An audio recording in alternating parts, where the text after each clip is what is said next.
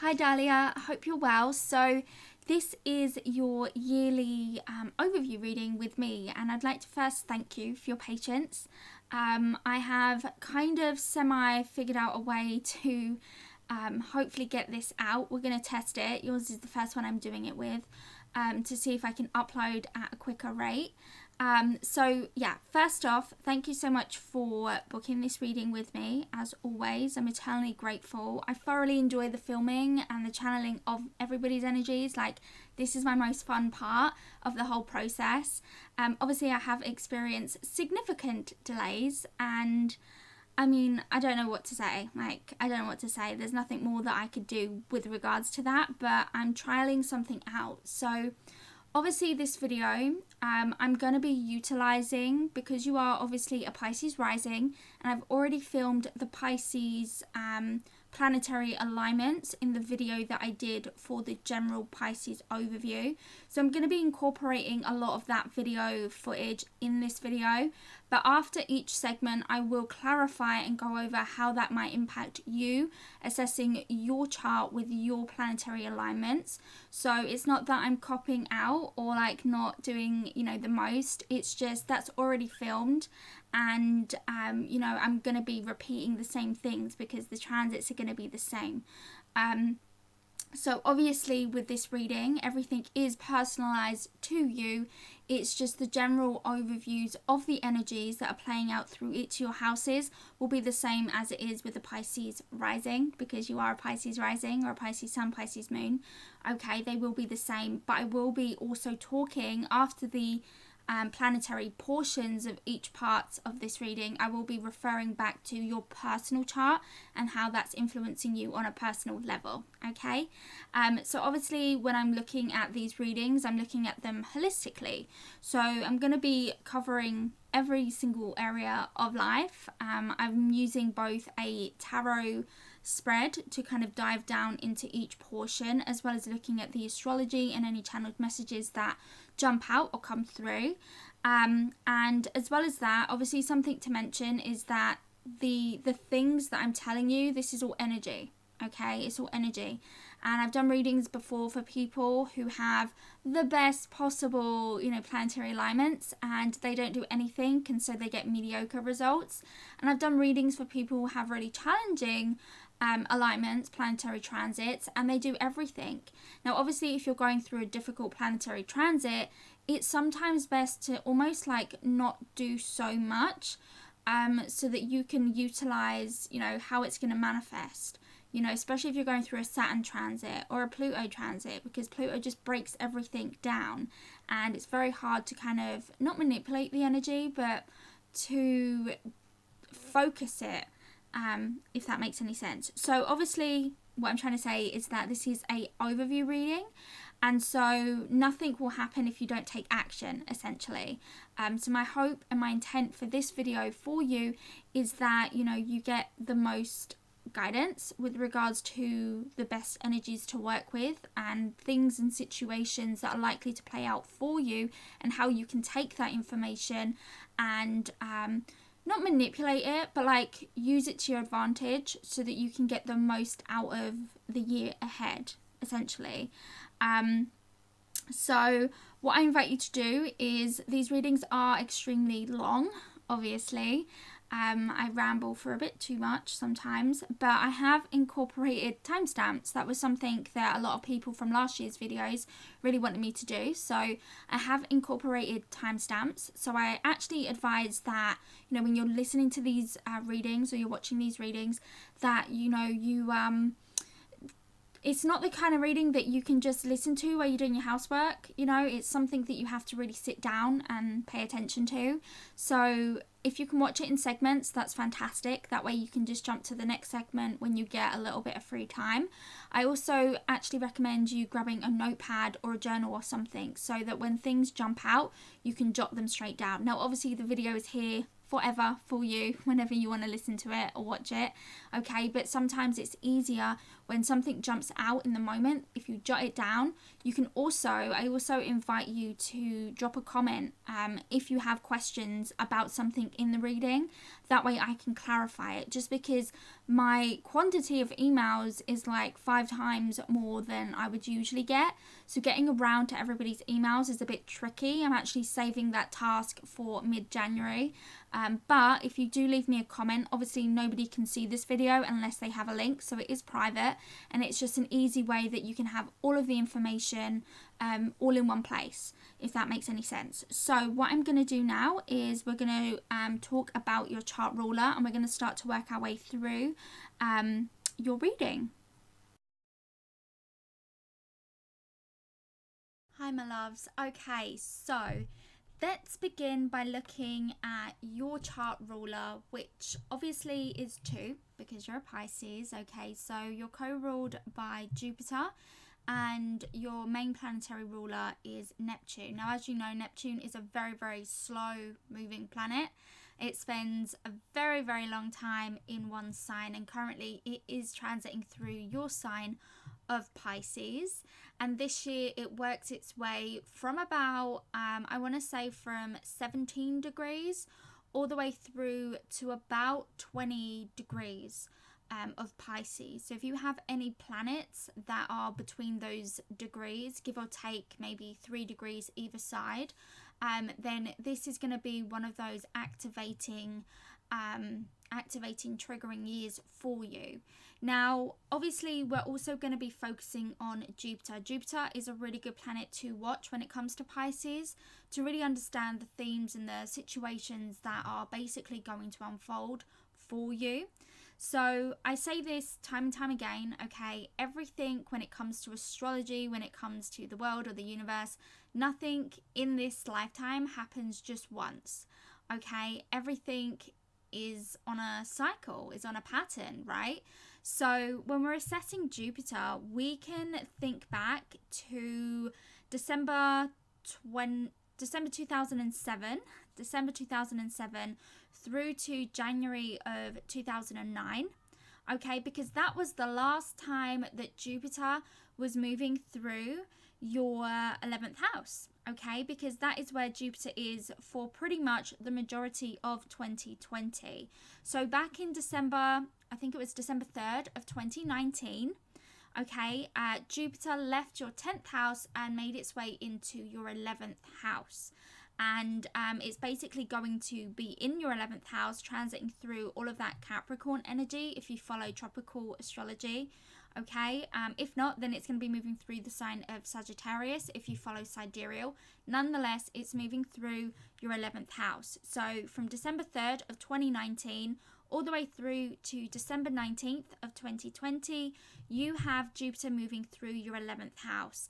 And the last time that Jupiter was here was about 12 years ago. So that was from December of 2007 through to January of 2009. So if you have a think back, because everything's going to relate to you a little bit more personal, okay? Everything's going to relate to you a little bit more personally. So if you think back to pretty much the year of 2008, okay, if you think back to that year, what significant events and situations were taking place in your life during that time? Because that is exactly what is going to be re-triggered. And perhaps you could even add that it's going to be 10 times more intense and 10 times more potent, because right now in your 11th house, you have the South Node until May, June of 2020. You have Saturn wrapping up his transit in your 11th house, okay, because come next year, Saturn is going to be moving into the sign of Aquarius, and that's where he's going to be for a large portion of time, okay? And we also have Pluto. Now, Pluto has been here since, I would say, 2008. Okay, Pluto has already been here for a very long time, and Pluto's influence when it comes to you has everything, I guess, obviously Pluto for you rules your 9th house, okay, your future, your dreams, your beliefs, all of that stuff, okay, but Pluto, if we think about the planet, just all by himself, okay, he relates to things that are connected to the psychic realm, the invisible realm, things that cannot be seen, okay, by the naked eye, usually, okay. Obviously, there are people who can see into other realms and whatnot, but this is not the video for that.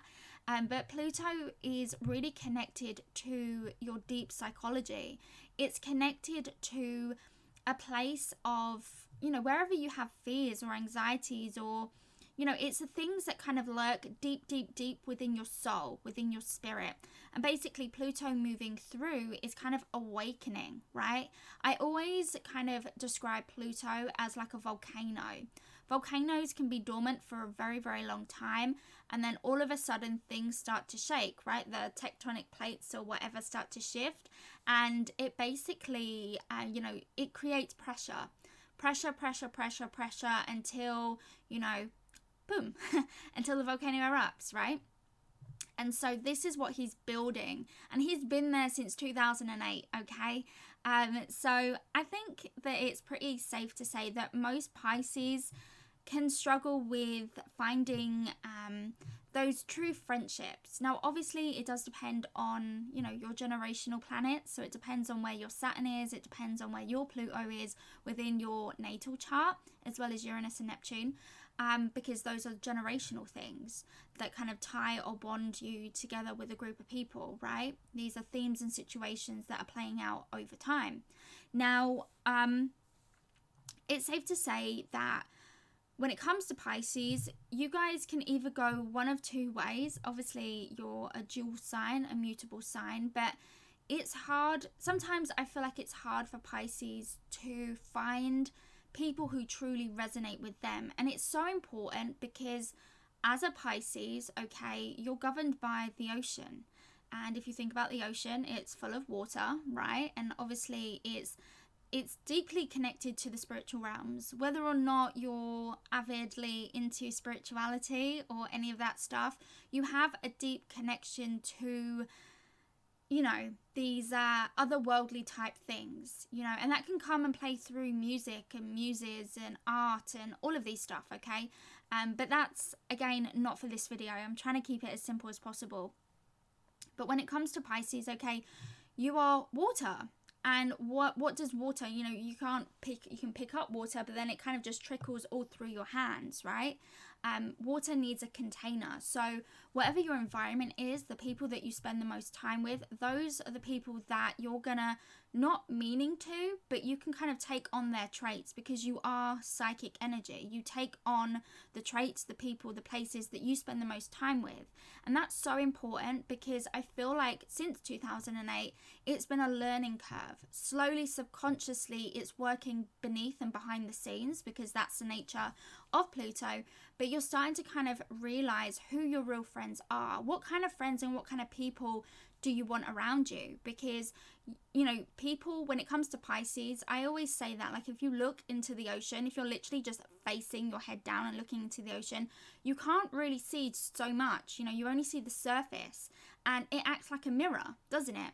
So when people are like interacting with you, they can project onto you insecurities or things that they see within themselves, okay, that they project onto you. And that's just a part of being a Pisces, okay? It just is. So anyway, yes, you've had Pluto moving through your 11th house. You've had Saturn moving through the 11th house, which we'll get to in just a moment. And you've had the South Node here. So all of this, what this is doing, now that Jupiter is shifting into your 11th house with all of those other planets, okay, it's basically connecting you with more soulful connections, okay, because it's first connecting with the South Node. So for the beginning portion, it is really connecting with releasing these attachments or these things that you have that bind you to other people, groups, people, places, networks, whatever it may be, okay, it's freeing you from that, because what it wants to do, it wants to give you more experiences, okay, because it's an experiential, hands-on type teacher. That's the nature of Jupiter. And so what it's going to be doing is it's going to be replacing superficial relationships with people that you actually vibe with, right? People that you actually vibe with.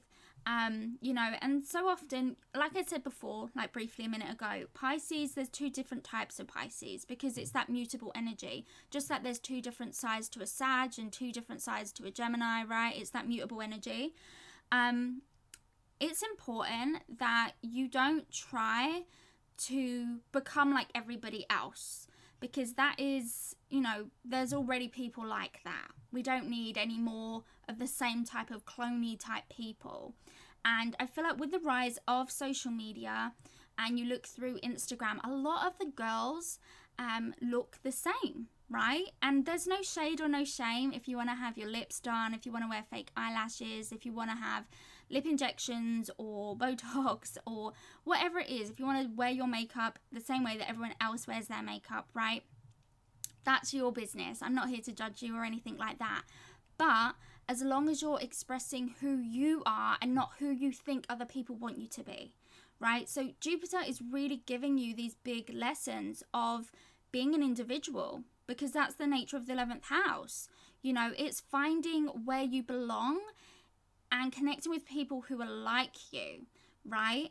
It's not about becoming somebody else, right? Taking on somebody else and idolizing that person and then shaping your life to kind of be that person.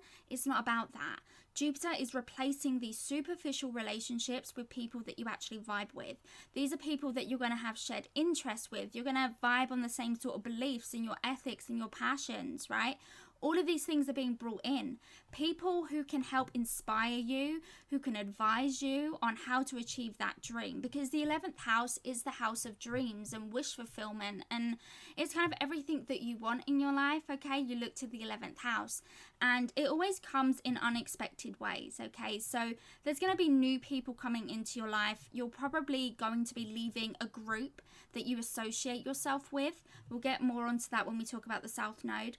But, you know, basically you're going to be gaining opportunities and experiences in alignment with your dreams. Okay, you can travel more, you can get a little extra money, you can attract investors, you can get pay rises and bonuses and tax rebates. You know, this is a time where people want to give more to you.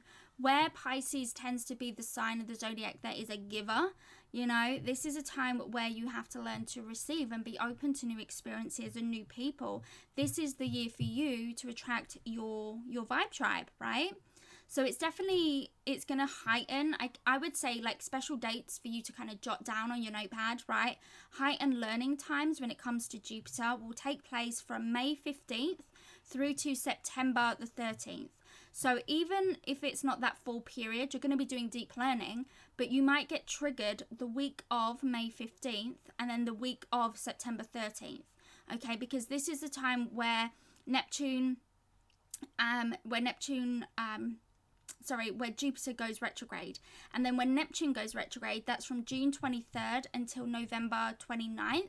And again, the week of June 23rd and the week of November 29th could be the times where you get a little bit more triggered. So these are like the main themes. So the main theme, the main direction that your energy is vibing in, it's vibing into the 11th house, building your dreams, you know, meeting those goals, attracting new people, having new experiences, you know, broadening your horizons, releasing old groups and people and places and things that you associate with to people who actually bring meaning, people who actually bring purpose and bring a sense of like more into your life, right?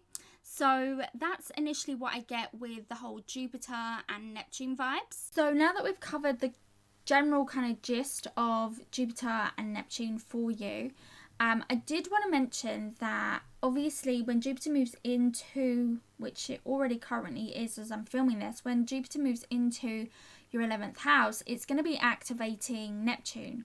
Now Neptune is your chart ruler, okay, Jupiter also. So it really is activating, and I guess you could say it's opening up, because in your first house, in the sign of Pisces, you also have your North Node.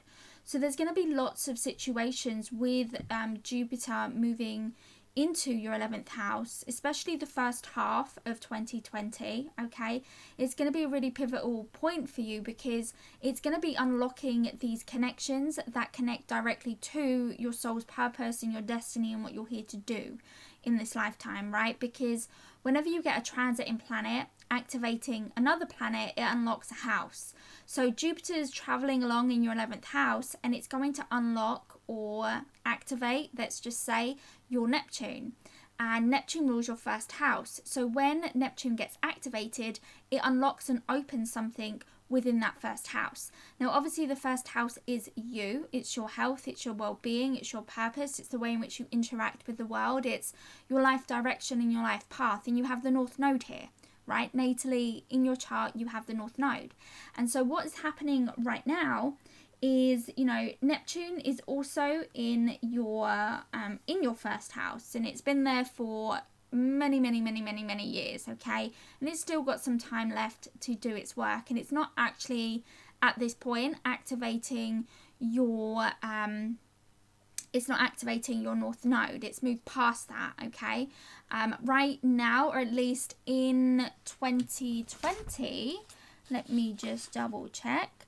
So Neptune will be obviously moving, I believe it's from like 17 degrees up until like the 20s, early 20s of Pisces. So it's gone well over your North Node. So where in like previous years, you know, there might have been a little bit of confusion in regards to your direction, or just like weird situations happening. Now that Neptune is no longer activating your North Node, and now with Jupiter activating your Neptune, I know this is a bit of a tongue twister, but it's basically essentially what's happening is it's unlocking the door for you to understand, you know, your life purpose or your life path. It's aligning you with people, places, situations, events, opportunities that will help you in a, I guess, an indirected way, maybe. Yeah, maybe that's the right word I'm using. In a very kind of, it's going to be basically triggering people to come into your life, or bringing people with certain opportunities or certain things that will kind of help you to align with your life purpose and your life direction. Now, obviously, Jupiter is going to be looking at your third house. It's looking at your 5th house and your 7th house. So this is definitely activating your connections with people, and maybe connecting with people as well who do share that same passion or that same drive or that same interest that you have. And with Neptune in the 1st house, it's also activating, you know, future type possibilities. So Neptune is also activating that 5th house, and Neptune is also activating your 7th house, just like Jupiter is. But Neptune is also activating your 9th house. This is just almost like another emphasis in regards to your life path and your life direction, because the 9th house has everything to do with, you know, your ambitions in life, you know, what it is that you believe in, what it is that you want for yourself, for your future. And so everything within, at least within this element, within this aspect, the general overview of 2020 is, in my opinion, to help you to align with people, situations, events, opportunities that will help align you to your life path or your life direction in some manner of speaking. So in this section of the reading, we definitely want to talk about, obviously, the main theme in terms of like the tarot, the energies that are going to play out. The top level is the energy that's about to play out of the tarot cards, and the bottom section is more the reoccurring themes and patterns and the situations that are likely to reoccur in 2020. And obviously we are going to talk about Saturn, and we are going to talk about Ketu, because these are major planets or points within the cosmos that relate to things that are going to influence us, okay? So we're going to dive into all of that in a lot more detail. But first, let's talk a little bit about the tarot, because it definitely looks to me like there is this new energy that's coming about, right? There is this new energy that's coming about. You have 2 aces within your tarot spread, and we have the World. Okay, so there is this kind of theme about completion and new beginnings. Okay, literally, because we also have the spirit animal for you for this year is the dragonfly. And if we think about dragonflies, obviously they're beautiful creatures, but you know, they start to grow in the water and then they move, like they transform and they become this air creature, right? So at first they live in a completely different world, right? They are, you know, water creatures, and then afterwards, even though they reside near the water, they are air-based creatures, right? You know, you don't get a dragonfly that kind of goes swimming. You know, they kind of hover around the water, around ponds and stuff like that. So what I'm basically, in a very long-winded way, trying to say is that it feels to me that 2020 for you is about stepping into a brand new world. Like, the world that you see now is going to change. It's shifting, it's evolving, it's moving, right? Especially because Ketu, by the time we get into, let's say, May, June of 2020, is going to be moving into your 10th house, right? This is your world. You know, the 10th house is your world. It's your contributions to society. It's your career. It's, you know, in many ways, especially in the West, it's, you know, it ties in with our identity of who we are. Many people define themselves by their job title, by what it is that they do. Not everybody, of course, but the majority of people do. They coin themselves by what it is that they do, myself included. I do it all the time. So when the South Node is moving into that area of your chart, okay, now not only that, okay, this is where your MC is. This is your midheaven. This is a really sensitive point within your chart. It's also going to be moving over and connecting with your Uranus. Uranus rules your 12th house of spirituality, of undoings, of it's kind of like faraway things. It's like your thoughts, your subconscious mind, it's your dreams, it's your hopes, it's your wishes. It relates to a whole bunch of different things, okay? So it's going to be activating your 12th house. Remember what I said. When a planet or a point moves into or transits over a planet, it unlocks that planet to experience things within that. So I would actually say that as a Pisces rising, which is what you are, and things that are connected to your North Node, because your North Node is pretty much on top of your ascendant point, okay? It feels to me like 2020 is going to bring this big spiritual awakening, or at least, at the very least, awakening to something that you couldn't see before. Remember, your spirit animal is the dragonfly, and the dragonfly once lived in the water, and now it lives in the air. Okay, so it's almost like your world and the way in which you interact with it, the way in which you see it, do it, whatever it, okay, it's all changing. It's all transitioning in a big way. Now, not only that, but the South Node will also connect with your Saturn. And Saturn for you does govern over both the 12th house and the 11th house of your hopes, your wishes, your dreams, right? Your ambitions, your ethics, you know, what you stand for, the kind of people that you interact with. And the thing to remember with the South Node is that it does bring up things that are so entwined with our soul. It's a very deep and insightful planet. You know, we're all a lot older and wiser than we even realize that we are. I mean, it depends on your belief system, obviously. I do believe in reincarnation in a big way. And so there are these themes in these situations that are going to bring about a lot of these deja vus. Is this really happening? Is it not? And when the South Node moves over Saturn, okay, now this is something that I've actually just experienced because I've just had my Saturn return, and obviously for the majority of the past sort of year and a bit, you know, the South Node has been moving over both my Neptune and it's been moving over my Saturn, moving into or towards my Uranus, just because of the, you know, the generation that I'm born under. So something that I can say from experience is that when the South Node, when Ketu moves over Saturn, it dissolves a lot of stuff. Okay, it can be a very healing time. But if we think about Saturn, Saturn is everything that is built to last. Saturn is strength. Okay, Saturn does tie to our career in many ways. It's the thing that sustains us, right? We all need jobs to pay our bills, to afford food and, you know, shelter and all of these other things. Okay, so Saturn really is a pillar point. It really is the bones of our life. And so when the South Node moves over that, it's releasing a lot of these past wounds. It doesn't have to be wounds necessarily, but it's removing things that just are not going to stand the test of time, right? It dissolves it. So, you know, when it comes to obviously the South Node, when we get into May and June of 2020, when the South Node moves into your 10th house, activating your Uranus, activating your Saturn, activating your midheaven.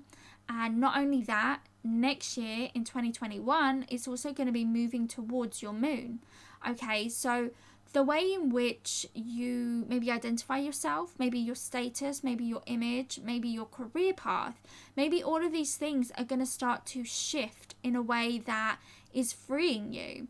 Okay, it's freeing you from restrictions, and it's liberating you in a new way. Okay, it really is. Now, this could also, because your natal South Node is in your 7th house, I want to say, because it's in the opposite sign. Okay, so your South Node is actually connected with your Mercury, and I have my North Node connected to Mercury, so you have your South Node. So there is this natural, like, people who have, like, when the nodes are connected, especially with the South Node, okay, you have a natural connection to your ancestors. Be it that you're, you know, it doesn't matter if you don't even practice anything spiritual, if you're not into astrology, if you're not into tarot cards or magic or witchcraft or whatever it is. Nature, it has this deep and spiritual nature. I don't know whether my recording just skipped. I'm hoping that it didn't. Every time I speak about the South Node, like, weird things have just been happening. Anyway, I'm hoping that didn't cancel it off. Anyway, so I was talking about the South Node. So your South Node is connected to your Mercury, and the South Node is going to be activating, like I said, it's activating your Saturn, and it's activating your Uranus. Now, Saturn rules the groups and the people that you associate with, be it business contacts, be it, you know, your social interactions, okay? And the South Node is in the 7th house of your commitments and your contracts. So it could just be that, you know, you're looking for more purpose and more meaning in your life. You know, it's not enough to just do a simple job. You know, it has to have drive, it has to have purpose, and it has to have meaning to you. So these are like some of the themes that I'm definitely picking up on when looking at, you know, what's going to be transpiring for you in 2020. So the main energy I feel is that there is this awakening. I definitely feel it, like there's an awakening, something within your heart is calling you, okay? And so I do feel like there is an accomplishment with the World card. It could also point to travel, new experiences that are coming your way. But with the Ace of Wands and the Ace of Cups, there is this alignment to kind of like heart and soul, heart and mind. Like, there's this element of connecting to yourself in a way that maybe you haven't connected to yourself before. It definitely feels very, very, very spiritual, if I'm being honest. Like, it truly does feel that way. Obviously, a few years ago, you would have had, you know, the North Node move over your sun sign, right? Maybe like a year and a half, 2 years ago, maybe a little bit more. You would have had the activation of the North Node moving over your sun, alerting you to something. Now, this is definitely the time now, in my opinion, where you are probably called to take a little bit more action than you would in, you know, in previous years. Because when we look at the situation cards, we have the Hermit, the Keeper of the Soul, right? We have the Eight of Pentacles, which is all about your soul work. You know, the Eight of Pentacles, you know, this is someone who's passionate about what it is that they do. There's a certain level of perfectionism with what it is that they do. It's something that they wake up thinking about. They have to do it. You know, there's a slight obsession towards what it is that they do. You know, they're really into their work, and that's why it's called well, in my opinion, the Eight of Pentacles is soul work, you know, and I love the card. I love this deck of cards. It's like my favorite. But it's kind of like this woman who's doing, like, she's literally casting, okay? She's working her magic. She's setting intention, right? So she's speaking intention into what it is that she's doing. You know, it adds a whole nother level of stuff. It's not that she's just doing a job to get paid. There's purpose, there's meaning, and there's intent with what it is that she's doing. And then you also have the wish card as well, you know. So definitely it feels to me like maybe you're assessing a little bit more, you know, your like your motivations, your purpose, your intent of what it is that you're doing. It definitely feels to me like there is this answer of a wish. With the nine of cups, it always represents a wish. There's always something that you've wanted that manifests when this card comes up, for sure. Now the Hierophant, it definitely has like Taurus vibes for me personally. Like, that's what I see with this. And with Uranus just moving into the sign of Taurus, right, over the next 7 years. And obviously when we think about, you know, social media, when we think about entertainment, when we think about, you know, the way in which we connect, we go to Pisces, because Pisces is the collective consciousness. And so what's really interesting, especially now, okay, because you're going to see it, spirituality, tarot reading, it's not as taboo as it was 5-10 years ago, okay? And you're going to start to see a real hype on social media, on YouTube, everywhere. People are going to start doing tarot readings more. People, there's like this, it's a mixed blessing, because it's great that more people are now not so afraid of it, but it's also a little bit of a, it's not as, it's becoming something that's trendy. And when things are trendy, it takes away a little bit of the authentic nature towards it. Okay, so the fact that you have Uranus moving through the 3rd house, if ever you did want to start your own business, if ever you did want to work online or work for yourself or write a book, or, you know, whatever it is, like learning some new skills or something like that, because obviously the 12th house is ruled by Uranus, and Uranus is moving through your 3rd house. These would be learning and developing your spiritual gifts and abilities. This would be the time where you could, you know, go on a spiritual retreat or have more of these kind of out of body experiences. Obviously, if that's something that you want. But the interesting thing within this whole spread is the share your voice card. It says, come out of the cave, persecution, expression. Again, Uranus is in your 3rd house. Things that you may have kept quiet, things that you may not have shared before, you're a little bit more, especially moving on, especially starting from next year. You might already have experienced or dipped your toes a little bit in 2019, but now it's kind of kicking up a notch, right? Uranus, the energy is kind of becoming a little bit more familiar, let's just say. And so when Uranus moves into the 3rd house, you're going to be a lot more vocal, a lot more opinionated, a lot more open with regards to these things that you may have kept a little hush, you know, and that's not a bad thing. That's actually quite a good thing, because it's telling you to speak out. It's telling you to follow. It's like following your purpose, following your dreams, not feeling like you're stuck or you have to stay in a certain box or category, right? There's a lot of freedom that's coming for you, I feel. You know, you're no longer in the water world. You're now out in the air, expressing, talking, communicating, connecting, right? So this is what I get with regards to the tarot and the oracle cards that we pulled initially. Let's talk a little bit more about let's talk a little bit more about Saturn and Ketu. Okay, so let's begin with Saturn. So, as you know, Saturn, since I want to say the very end of 2018, has been moving through your 11th house, okay? And so I guess what you can feel like when it comes to Saturn, wherever he transits, he's bringing you some hard, fast lessons, okay? I always describe Saturn as a sensei, like a mixed martial arts specialist, okay?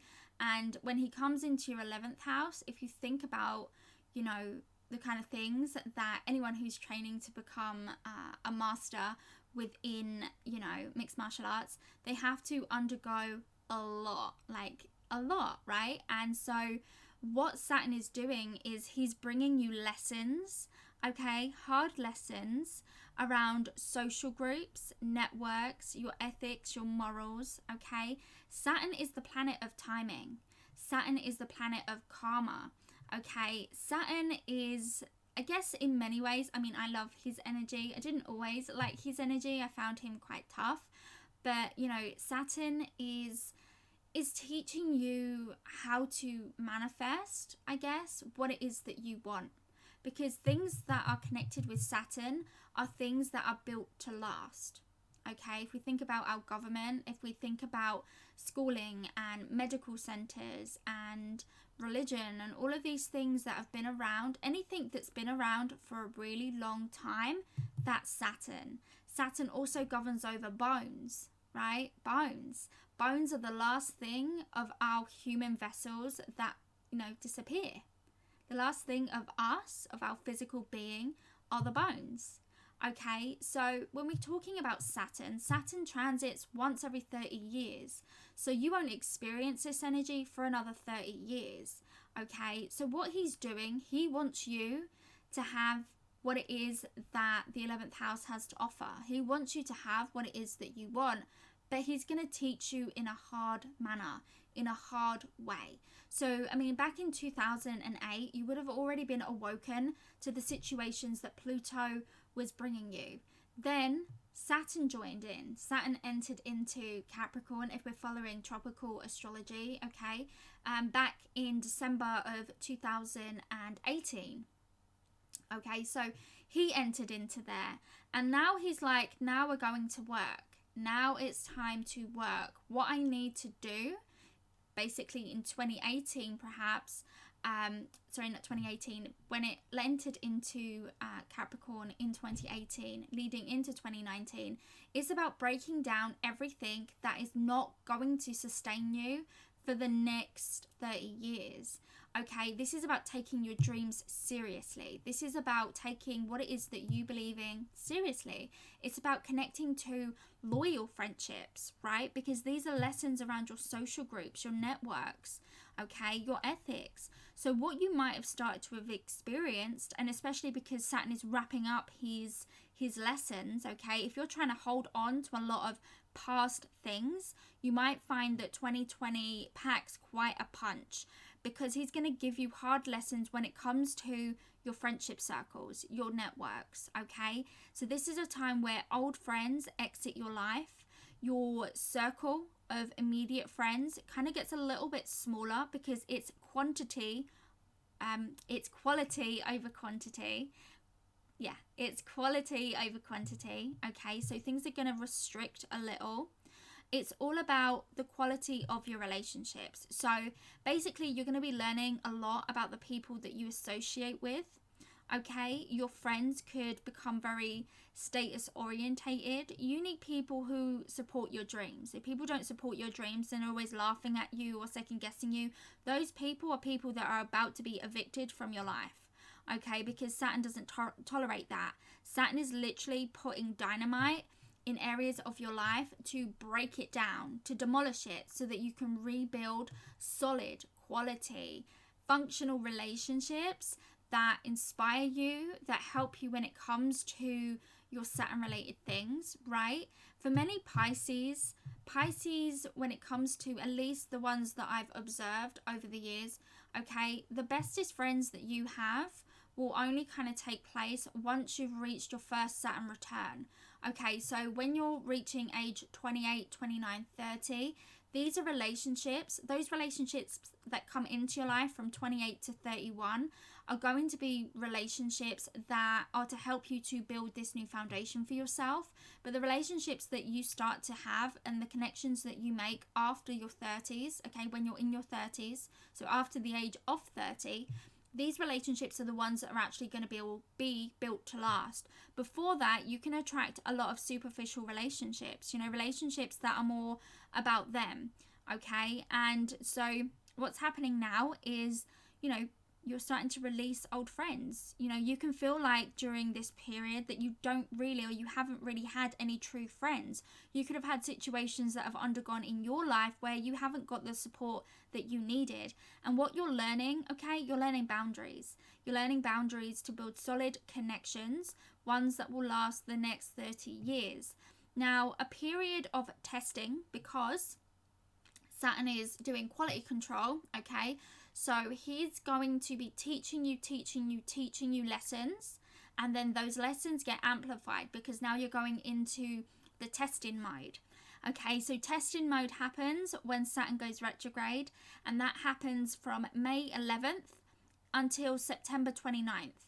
So the week of May 11th through to the week of May 11th and then the week of September 29th could be very heightened, very specific events that take place that trigger you in a big way. Now, the lessons are undergoing for that entire period. From May 11th until September 29th, you are undergoing those lessons because Saturn wants to make sure that by the time he leaves this house he'll leave the house permanently next year, so 2021.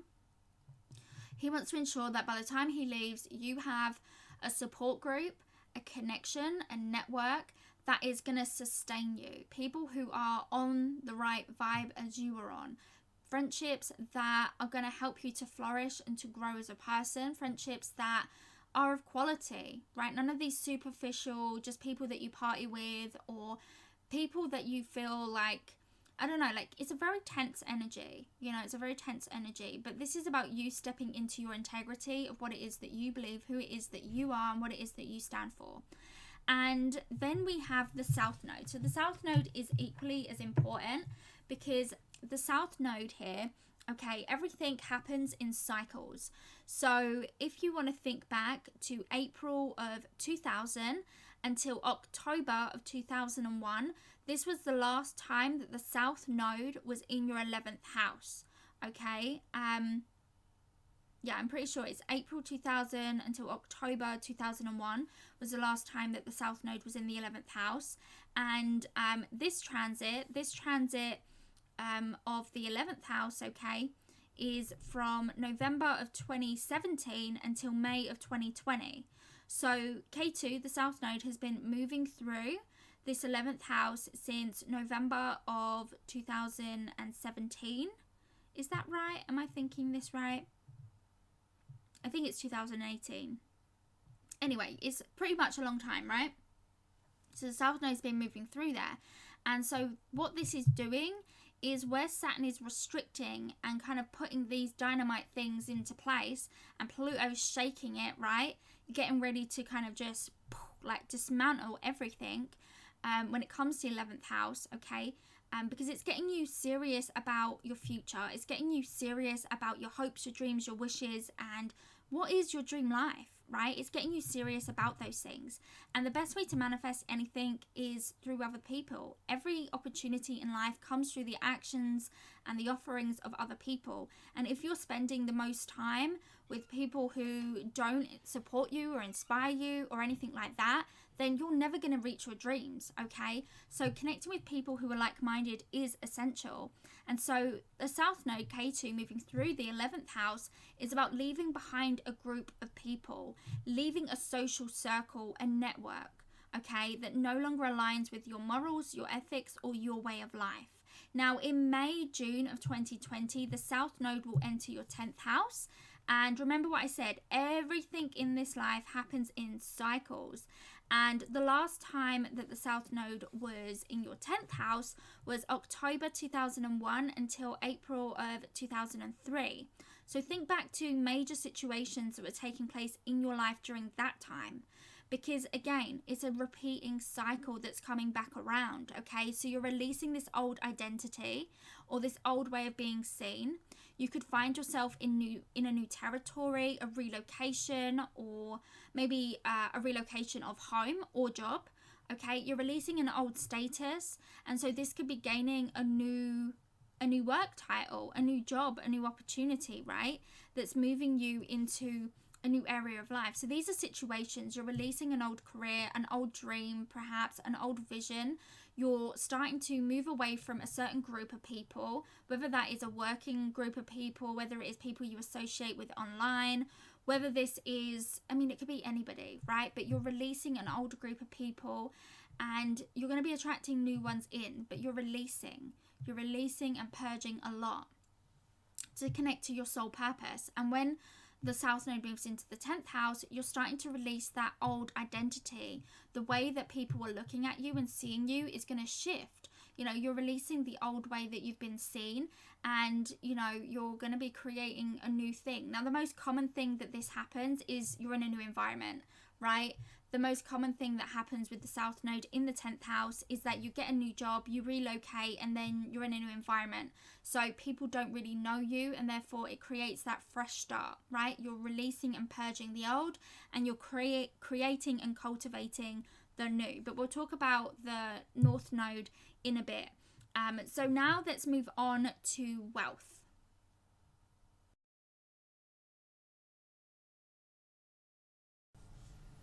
Okay, so when it comes to wealth and money, we obviously have the 8 of Wands, we have the Hermit, we have the Lovers, we have the 10 of Wands, and we have the 2 of Pentacles. And obviously within your second house, you have natal Mars in Aries. Mars will be going into your second house from June 27th, pretty much all the way through to January of 2021. And Mars will also be going retrograde here from September 9th until November 13th. Okay, so something obviously to just bear in mind when we're talking about this is that when Mars goes retrograde, okay, he's kind of in his like pre-war game, okay? He's prepping for war. He's prepping for the long journey ahead. He's prepping and he's training and he's putting in the work, okay, prior. Okay, he's getting himself in the right mentality, he's learning things, he's, developing his skills and his abilities during that time, so that when Mars does go, direct, he's able to execute the plan with, precision. And so what I'm saying here is that when it comes to your money, when it comes to your wealth, you're going to be deeply immersed within a new work project, perhaps, maybe even thinking about starting your own business, maybe even thinking about something that you can give and, gain a little bit of a extra source of income from that. Now, obviously, it doesn't have to, specifically play out that way. It's just as a Pisces rising, your 9th house is also co-governed by Mars. So you have your second house and your 9th house that are governed by Mars. Mars only goes retrograde once every 2 years, and Mars hasn't been retrograde in the sign of Aries since before you were born. Okay, so it's a really big deal that Mars is going retrograde in this specific sign in your second house, because it really is encouraging you to kind of step into your own power.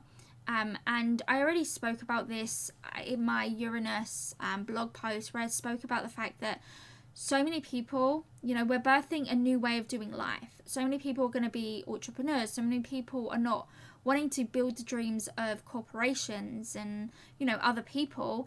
Now, there's no shade if that is something that you're into and that's something that you want to do. But I kind of feel like, especially looking at the cards as well, you need more purpose and more drive when it comes to, making money. It's not like you're a lazy person, right? You're going to work hard, you're going to get things done, and why not do that for yourself?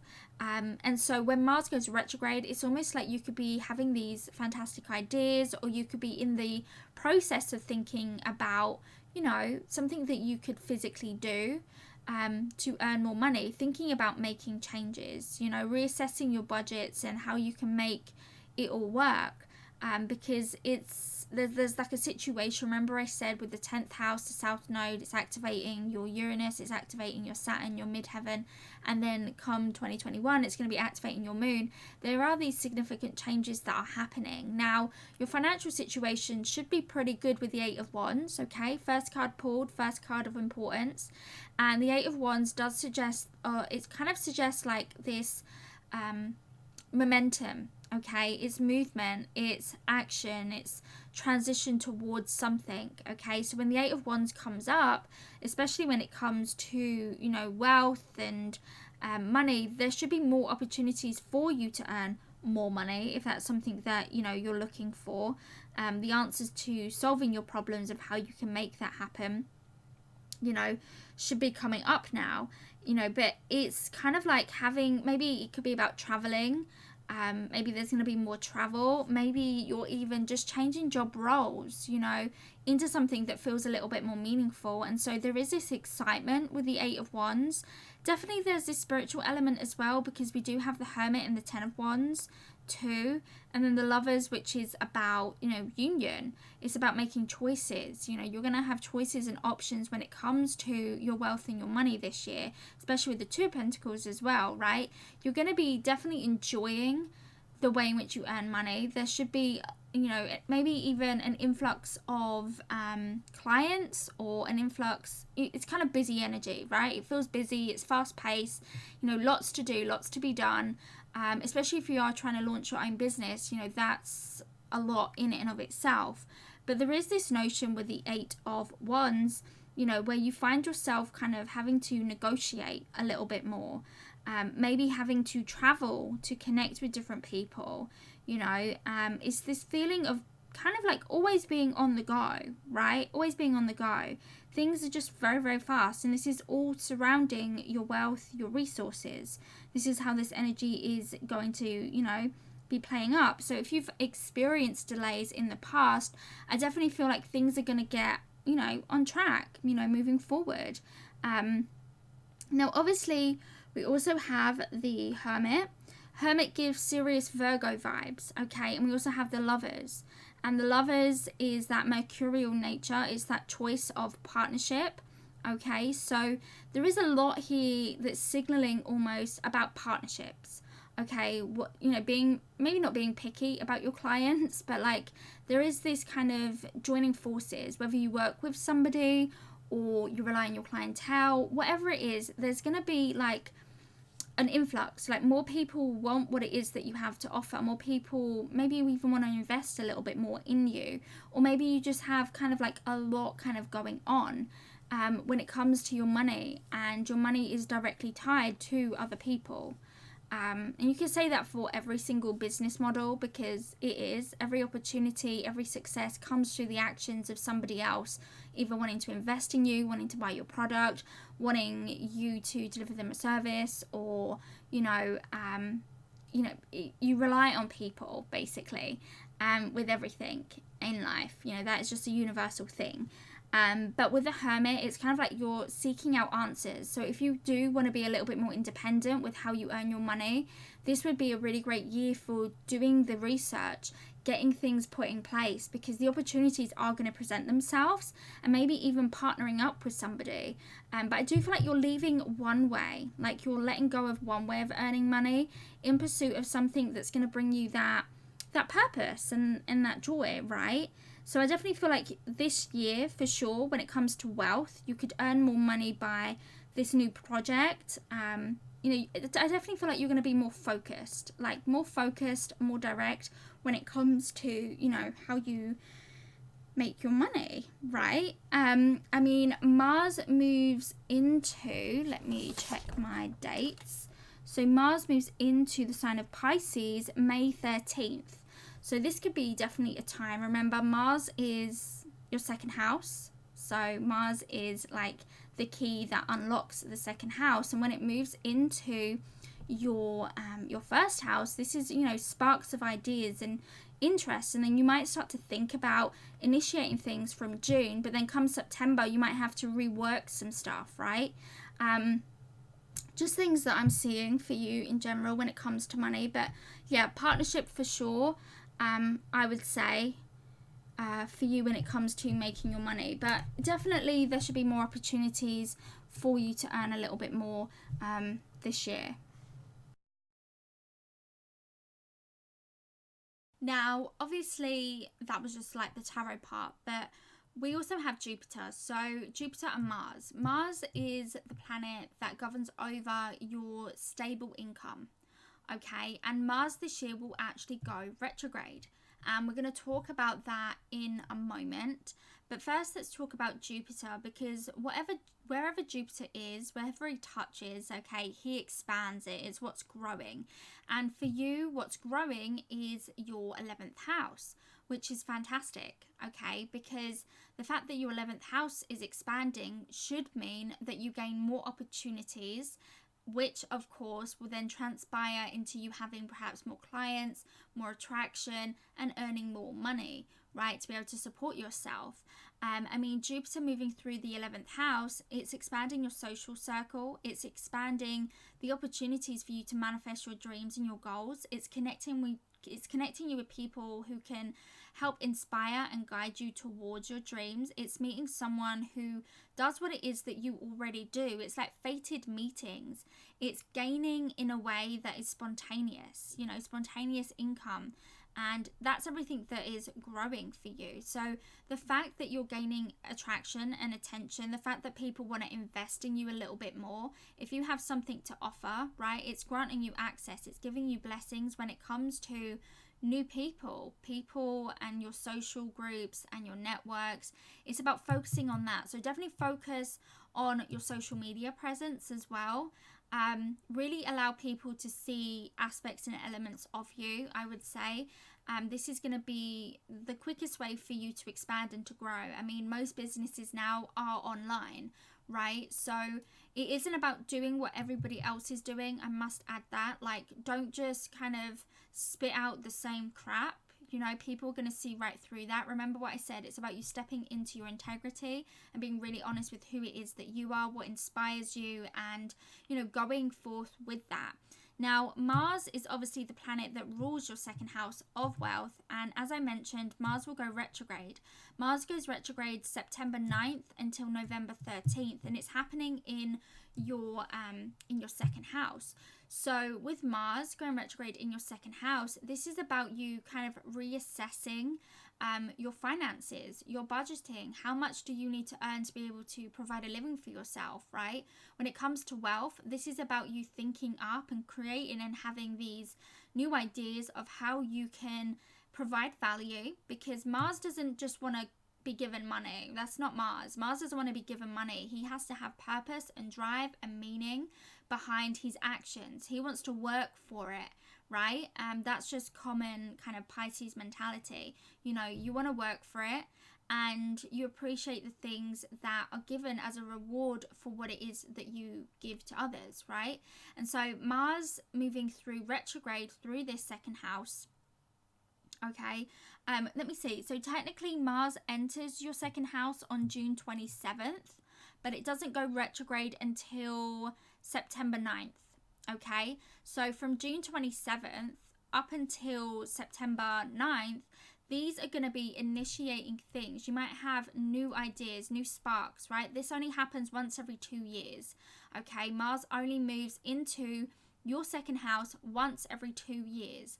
So this is really about revamping and revisiting how you make your money and how can you add more value to the lives of other people and gain at the same reason, because you have bills just like everybody else has bills, right? And it is about kind of, in some ways it could be about freelancing, it could be having like a side income. I'm not saying for everybody to like up and quit their jobs, not at all. But it is about kind of thinking up new ways of making money. So when Mars is retrograde from September 9th until November 14th, during that period of time, you're going to want to kind of really pay attention to certain things, right? Especially if you've made like a big move, right? You've made a big move before. You have to allow momentum to build for you to get the payoff that you want. Now, some of the best timings for abundance for you guys is when Mars is in the 11th house. okay? Because then it's taking the key, Mars, of your second house of your wallet, and it's giving it easy access to the 11th house of ready gains, easy money, right? So that transit will happen from March the 30th until May the 12th. And then when Mars comes into the second house, which is June 27th, all the way through to January of 2021. Okay, so you have a long period here of really rebuilding and working towards creating greater stability and foundation for yourself, for sure. And Fortuna, which is a planet associated with fortune and luck, and when it comes to money, from January, pretty much as we get into January, all the way through to February the 18th, Fortuna will be in your 11th house, giving you accessibility to more people, attracting more people, right? Whether this is online or within your local environment, you know, the luck is coming from that 11th house. It's like a little added spark of luck, gaining things during that period. And then from April the 26th until January 2021, Fortuna will be in your sign. So, I mean, luck is on your side. This is a year for you to build your dreams, to create some sort of solid foundations for yourself so that you can start building the life that you've always wanted. This is what I'm seeing when it comes to your money.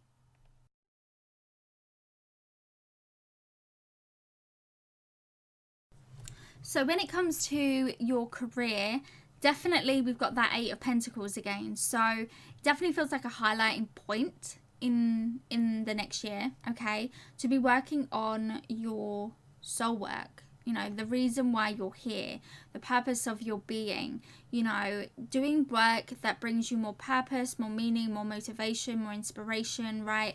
Things that actually excite you. And we also have the Ace of Pentacles. So this is like the brand new seed. I definitely feel like you're beginning something new. Whether or not you're taking it full time is another matter. You might be still working, you know, on another, you know, main source of income, but have all of this energy pouring into this new project or this new thing that you want to kind of lift up.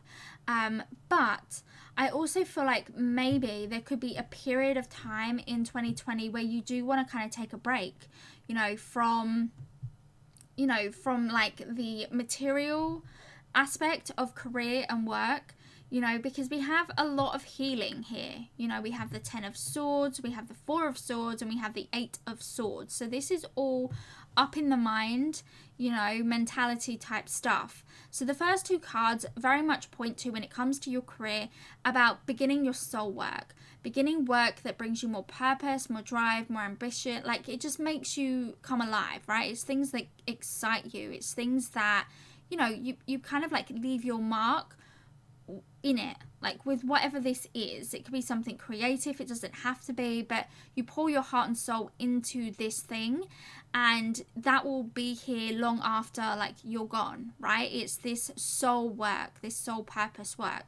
And that's also kind of amplified as well because the South Node, and the South Node May-June of 2020 will be moving into that 10th house, as we already discussed. It's activating your Saturn, it's activating your Uranus, and in 2021 it will also activate your moon, and it's obviously activating your midheaven, so you're releasing this old identity, you're releasing this old work, this old life path that you may have been walking for some time, and now it's about cultivating this something new. But it's not as easy as just jumping into something new, right? I mean, for some people it is. Some people are fantastic at like literally manifesting things out of thin air. Like, some people are really good at it, but it depends. Now, I would say with you, with all of this Swords energy, there's a lot of kind of maybe apprehension. Again, this is because the South Node isn't just moving over your midheaven. It's activating your mind, your subconscious mind, your spiritual side of self, right? You're awakening to new things. That's just a part of it. But then it's also activating Saturn. Saturn is something very physical, and it's dissolving that. The way in which you looked at something or saw something is now evolving. It's changing shape. You're releasing something. You're releasing an old way of identifying with what it is that you do. And so you're definitely seeding something new. This could be the potential of a brand new career in the making, a brand new life path, a brand new purpose being born, okay? But there's a lot here that has you kind of feeling like stuck, right? Stuck. Like, this is the energy of the Eight of Swords. You know, she's paralyzed by fear. There's going to be this uncertainty because Saturn does also, in many ways, govern over fear. It's everything that we want and we desire, and yet we have this natural kind of resistance towards it at the same time because it's hard or it's a bit scary. It's the what if this goes wrong? What if that happens? What if this happens? What if that happens?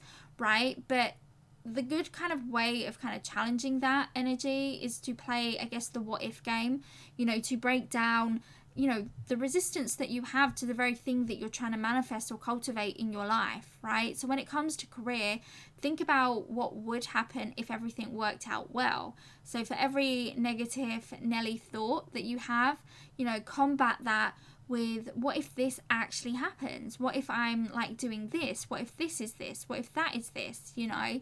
And so any time that you experience delays or hang-ups or uncertainty, you know, play the what if game with yourself. You know, what if this is happening so that they can give me this? What if this is happening so that, you know, I'm going to end up here? You know, and get as silly and as playful as you want with it. But I definitely feel like when it comes to your career, I feel like you're walking away from something that lacked purpose and lacked meaning in your life.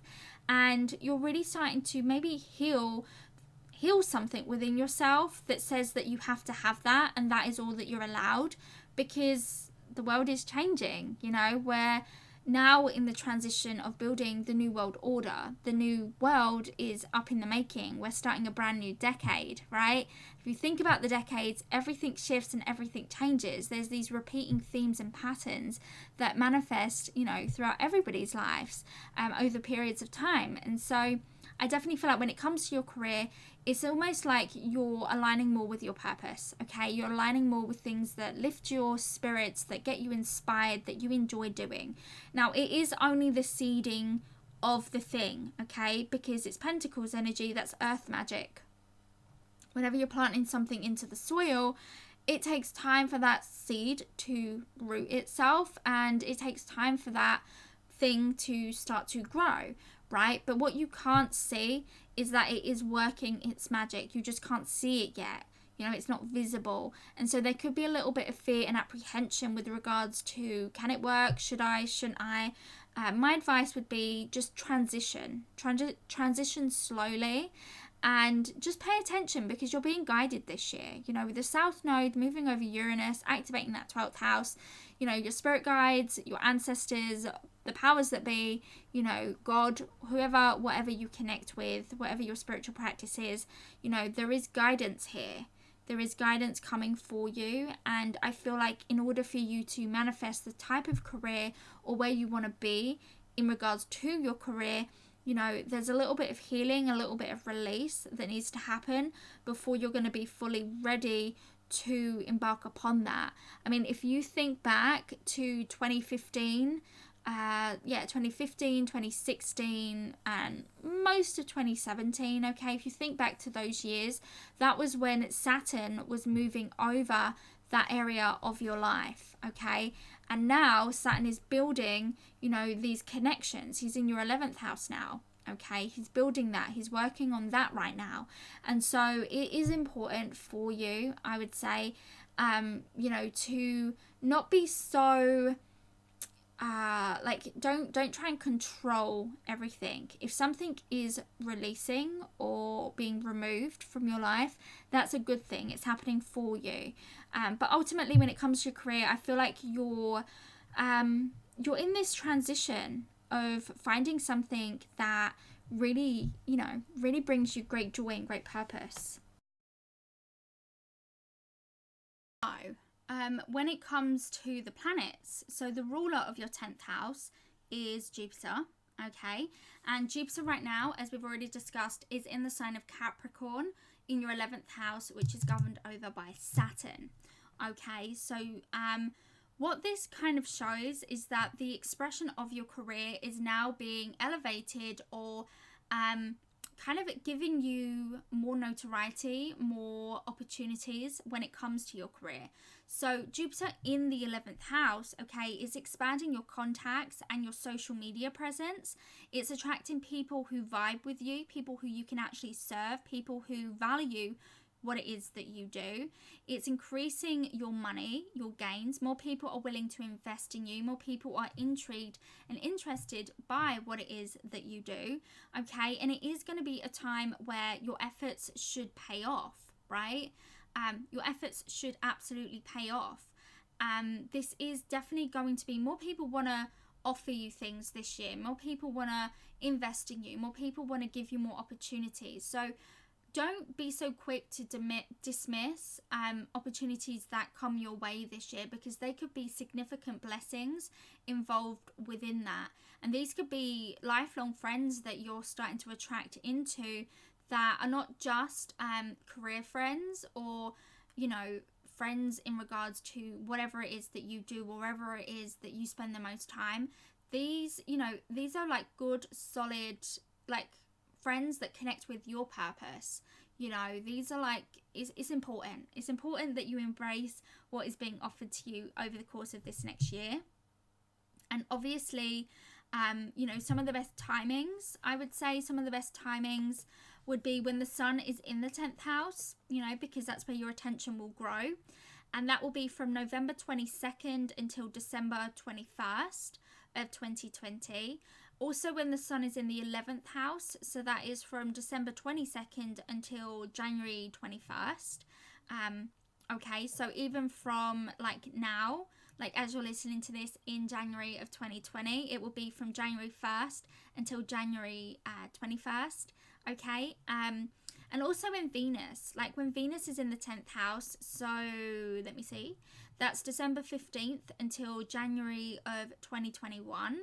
And that will also be, let me see, so Venus begins the year in Pisces. So no, Venus in the 10th house, December 15th until January of 2021. And then Mars, because Mars is your money planet. Okay, so Mars will be in the 10th house from January 3rd until February 15th. Just some little, you know, some little dates for you to pay attention to, and to really put a lot of energy into your career during those times. So the whole purpose, or the main goal, let's just say, of 2020, it has everything to do with, I guess, finding where you belong, right? Finding where you belong.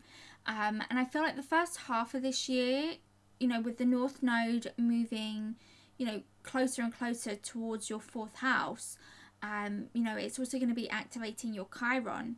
There's a lot about the first half of the year, or the first 5 months of the year, that has everything to do with healing and release, and, you know, just finding the right connections, finding the right people, you know, because your level of success is completely dependent upon the 5 people that you spend the most time with. If you're around people who inspire you, people who share the same ethics and values and morals that you do, then of course, you know, this is just going to amplify your energy, right? This is just going to amplify your ability to manifest the life that you want. If you're around a lot of low energy people all of the time, you know, even though you're a Leo, okay, even though you're a Leo and you bring so much sunshine and joy, you know, your light can kind of zap out a little bit. You know, you can drain, because you're still, you know, interacting this world, your life, under the notion of Pisces, because you're a Pisces rising. So I definitely feel like over the course of 2020, the whole purpose and the whole goal of this year is about finding where you belong, because as soon as that North Node enters into, you know, your 4th house, this is about finding your home, finding your network, finding, like, because obviously the transitional point is moving from, you know, the North Node's moving from the 5th house into the 4th house, and the South Node's moving from the 11th house into the 10th house, right? So the people that you connect with, they might be changing. You know, the Four of Wands, the whole purpose and point with the Four of Wands is about celebration. It's about achievement. You've got the World card here. You know, there's this awakening. There could be movement and travel on the horizon for you over the course of this next year. You know, finding that place that you just vibe with, finding that group of people that you vibe with. This could, of course, as well indicate marriage. This could indicate moving in with somebody, you know, taking a relationship to that next level, to that next stage. But ultimately, it is about more empowerment. You know, you're walking away.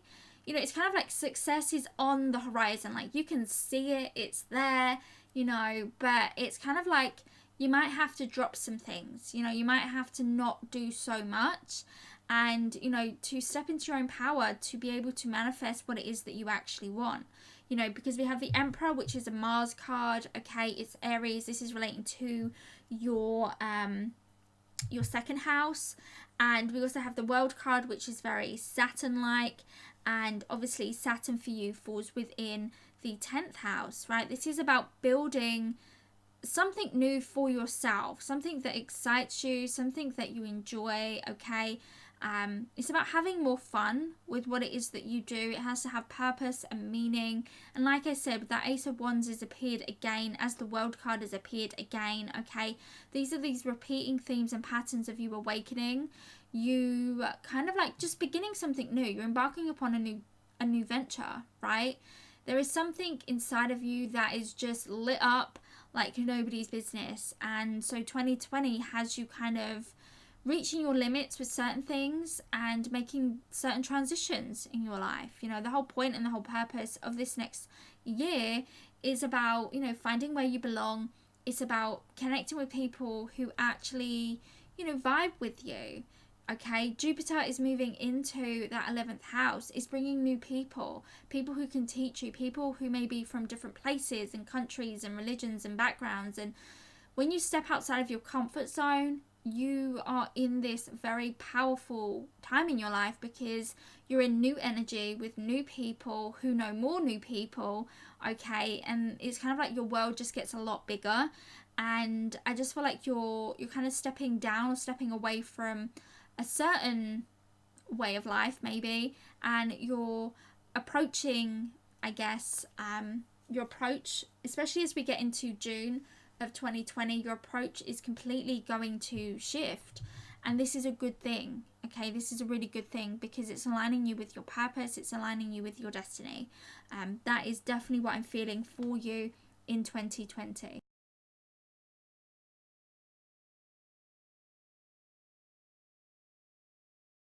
So now let's talk about Rahu, the North Node, right?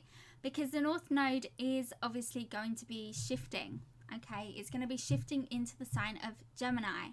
Now, as I already mentioned in pretty much most of this reading, everything in this life doesn't happen one by accident, and it doesn't happen as one singular event. Everything happens and happens in cycles and patterns, and it's just about assessing those patterns, knowing when they're coming up and activating them.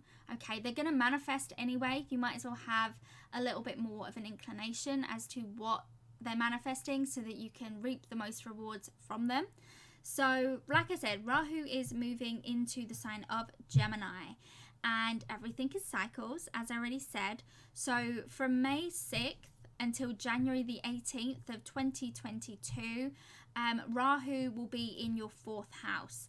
Now, the last time that the North Node, Rahu, was in your 4th house was back in October of 2001 through to April of 2003. So this upcoming transit is all about finding where you belong, right? Everything is aligning. Like, honestly, it's amazing. So obviously it could include changes in and surrounding the family dynamics, people moving in, people moving out, maybe you're moving, maybe you're relocating. Perhaps there's just changes in regards to the home in general, changes in regards to your family, perhaps finding your family, your social family. Remember what I said, you're aligning with your soul tribe, and that doesn't always have to relate to blood relations, of course. But this is just about reconnecting to your roots, okay? Reconnecting to your roots, to that inner deep calling that's within you. This is about aligning with your goals and your purpose, okay? And all of these themes that are going to be manifesting over the next year and a half from May 6th of 2020 is about, you aligning with your security, your safety, your home, your family, in search of finding your place in the world and where you belong. Now, the previous cycle, in terms of November 2018 through to May 20th, okay, this was when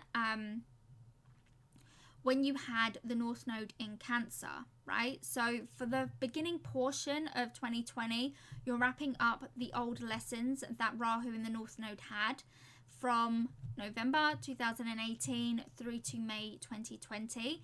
And the time before that, the time when Rahu was moving through that fifth house, was April of 2000 until October of 2001.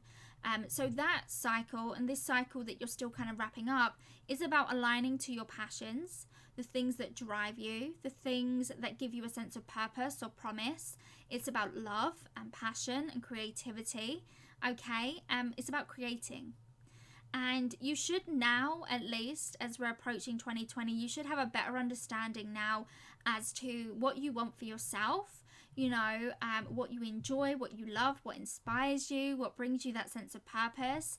And at times, I definitely feel like this can bring new loves into our lives that teach us a lot about ourselves. And other times it's about finding the art, okay, the art of the world that speaks to that deep part of yourself, okay, be it music or movies or art of any kind, books, movements, right? It's that's what it's all about. So the transit that we're kind of still in until May of 2020 is to help you align with your heart's truest desires, okay? And through that transit, obviously the North Node moves back into your fourth house, okay, which is the transit that is up and coming, and that will be very apparent for the next year and a half, all the way up until January the 18th of 2022. And this is about finding your place in the world, right? You already now know what it is that you want when it comes to love, when it comes to your creation, what gives you purpose and meaning and drive, what you like to do, right? You already have that sense of creation. Something is being seeded, okay? Something was being seeded all the way back from November 2018 through to May of 2020. Something has been seeded. And then when the North Node moves into the fourth house, this is it, right? This is finding where you belong, finding your family, building a home, building that security, finding your place in the world. It is about safety and home, and all of those things. So there can be major changes from May 6th, pretty much all the way through to January of 2022. There could be major changes in regards to the occupants that you live in. There could be lots of moving about. Maybe you move in and out of different places in search of that perfect home, that perfect place that you vibe with, that is your place in the world, right? This can be a time in your life where there is lots of renovations happening within the home. You revamp things, you're updating things, you're adding more technology into the home, you're a little bit more open-minded, or maybe you feel a little bit aloof to your blood relations, and you begin to connect deeper into your roots and your spiritual tribe. For some of you, it can relate to that. It can also be about connecting more with the family as well. It doesn't have to be that, but there is this sense of new things that are happening in and surrounding the family dynamics. And more often than not, this can be a time of big moves, big relocations, and kind of just finding where it is that you belong. Like, that is the main vibe that I'm picking up with the North Node. Okay, so these are like the goals and the lessons, the whole purpose that 2020 has to offer you.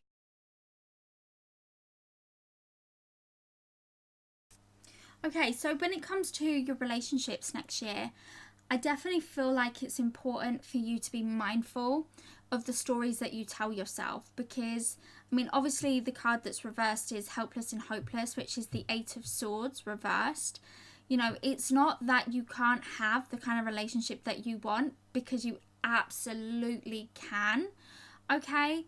Obviously, Venus is going retrograde in your fourth house. next year, okay? And obviously we're going to talk about that in great lengths. You're beginning a brand new cycle. So my advice for you would be to be mindful of the stories that you tell yourself, because in order for you to cultivate the kind of relationship that you want, it does require a certain level of openness. Now, this isn't,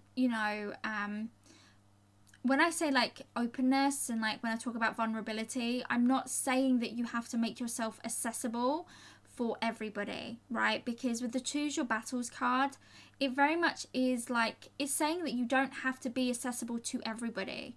You don't have to feel like you have to be everything to everyone, because you don't. If nothing else, it is almost a card of guarding your energy, knowing which relationships are worth something and which relationships aren't worth stuff, right? And the MasterCard is just about stepping out of, these habits or these beliefs or these systems that, you have in place that are blocking you indirectly from attracting the kind of relationship that you want. The Move card, I love the Move card because it does show that there's a certain level of flexibility that is needed when this card comes up. The Move card is saying that you are the master and the director of your own life. Right? So it's about not playing a victim, or not saying that, not kind of like, don't get trapped within a story that doesn't have that happy ending, right? Don't feel like, because of in the past you experienced certain things, that you're always going to keep on experiencing those same things. Things only repeat to teach us a lesson, and if we already know the patterns and the red flags, then we can totally choose a new pathway. We can totally choose to not buy into that story anymore, right? And it goes without saying. I mean, there are so many people in the world who accept far less than they deserve, and the whole point of this next 8 years, because Venus is obviously beginning a brand new cycle, the whole point is about aligning you with that true partner. And for the first half of the year, I do feel like it's a lot of you doing that soul work, you letting go, you forgiving, because obviously Chiron falls within your 5th house of love, of romance, of dating, of that kind of intimate connection, right? And we also have the card Forgiving and Learning. It says, as you release and heal the past, you experience more love in your present moments, okay? And so what I'm basically trying to say is that if a relationship isn't moving in the direction that you want it to, if it has no future, if there is no growth, that is a huge sign from the universe to say this isn't the relationship for you. Okay, because there is big changes with regards to where you belong. You're finding where you belong. You're finding the people that you belong with. You're finding that dream home or that dream place, right? You're connecting more with the purpose and the destiny of your life, and that's going to bring a lot of new people into it. Okay, so the fact that we have the Move card, the fact that we have the Master card, you are the master of your own heart. Okay, but like the guy, the dude that's basically on the picture, he's got his heart imprisoned. Okay, so that's blocking in all of the pain and all of the past hurt, and it's that pain can't escape. It's just festering in there, and nothing good can get in, right? So you have to kind of unlock that. You have to open it. You have to face certain fears when it comes to your relationships, but knowing that you are in complete, like you're in a powerful position, right? You are in a powerful position, because the Helpless and Hopeless card is saying that what it is that you want, you can have. You just need to start to look at it differently, start to perceive a different story, right? Everything that you've experienced to teach you things, to make you the best person that you are right now, so that you can be ready for the relationship that you actually want, the relationship that you need in your life. So when it comes to your love and your relationships, I do also feel like there is a certain level of transition. Okay, that kind of goes without saying, because when the nodes, when the nodes or a major planet shifts into either the 1st house, the 7th house, the 4th house, or the 10th house, they all interact with each other. So when there's a major change in regards to your career, it's going to affect your home life, your family life, your relationships, and how you're seen.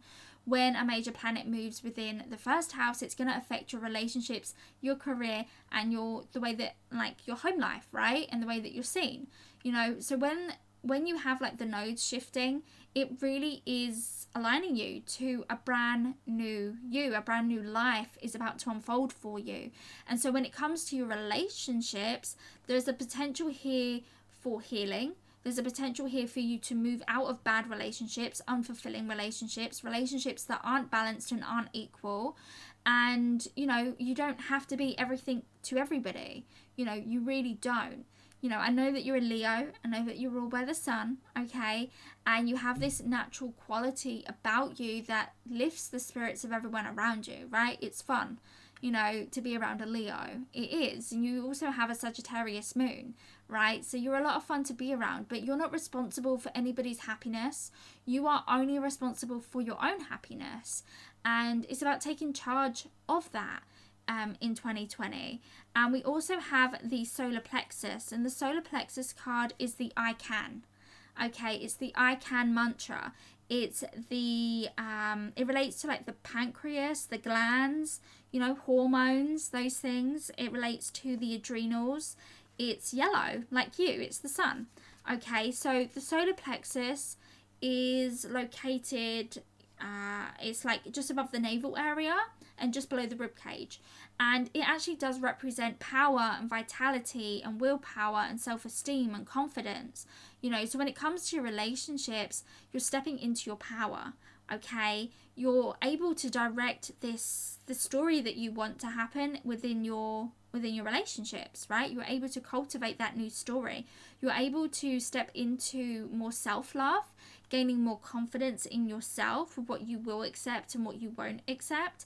And this is also definitely a very intuitive center as well, you know. So when it comes to the solar plexus being the advice, you know, this is like semi bordering onto the advice for this year. It's about breathing your way through it.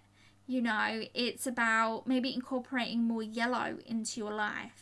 You know, whether it is that you're eating more yellow, you're wearing more yellow, or whatever, like, you know, it's about bringing the sunshine back into your life, right? Bringing the things that bring you joy.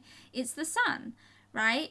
So breathing, exercising, making sure that you're breathing properly, okay, will do you the world of good when it comes to your relationships. And I know that might sound very trivial, but literally just, you can activate any chakra point by simply visualizing the color of the chakra. And this is the solar plexus. This is the happy point. Okay, this is your power point. Okay, and so this is about building on your self-esteem. This is about breathing properly. This is about taking time to connect with yourself instead of thinking about everybody else around you. You know, you can't fight everyone's battles for them. You can't be responsible for everybody's happiness, right? This year is about you releasing the pains and the wounds and the old karmic stories when it comes to relationships and connection. And this is about opening yourself up, releasing those fears, stepping outside of your comfort zone when it comes to your relationships, and daring to take charge just a little bit more, because you can have the relationship that you want. It just means kind of looking at it differently and starting to tell a new story when it comes to your relationships. So I do just want to read from the Dorian Virtues Romance Oracle cards, your Forgiving and Learning card. Let's see. So here we are. So it says, the romance angels have heard your desire for great love, and they bring you this card as guidance. They see that your heart can give and receive the bliss of romance by clearing away the cobwebs of the past. The angels know that you've been hurt before and that you're wary of being hurt again. Yet your defenses are creating barriers to allowing love into your life. As you heal your past, you won't keep recreating it. After all, you attract into your life the situations and the relationships that remind you of what you've already experienced, because that is a primary tool for healing. To change to healthier relationship pattern, it's necessary to detoxify any old anger, blame, or unforgiveness you may be holding. This includes forgiving yourself.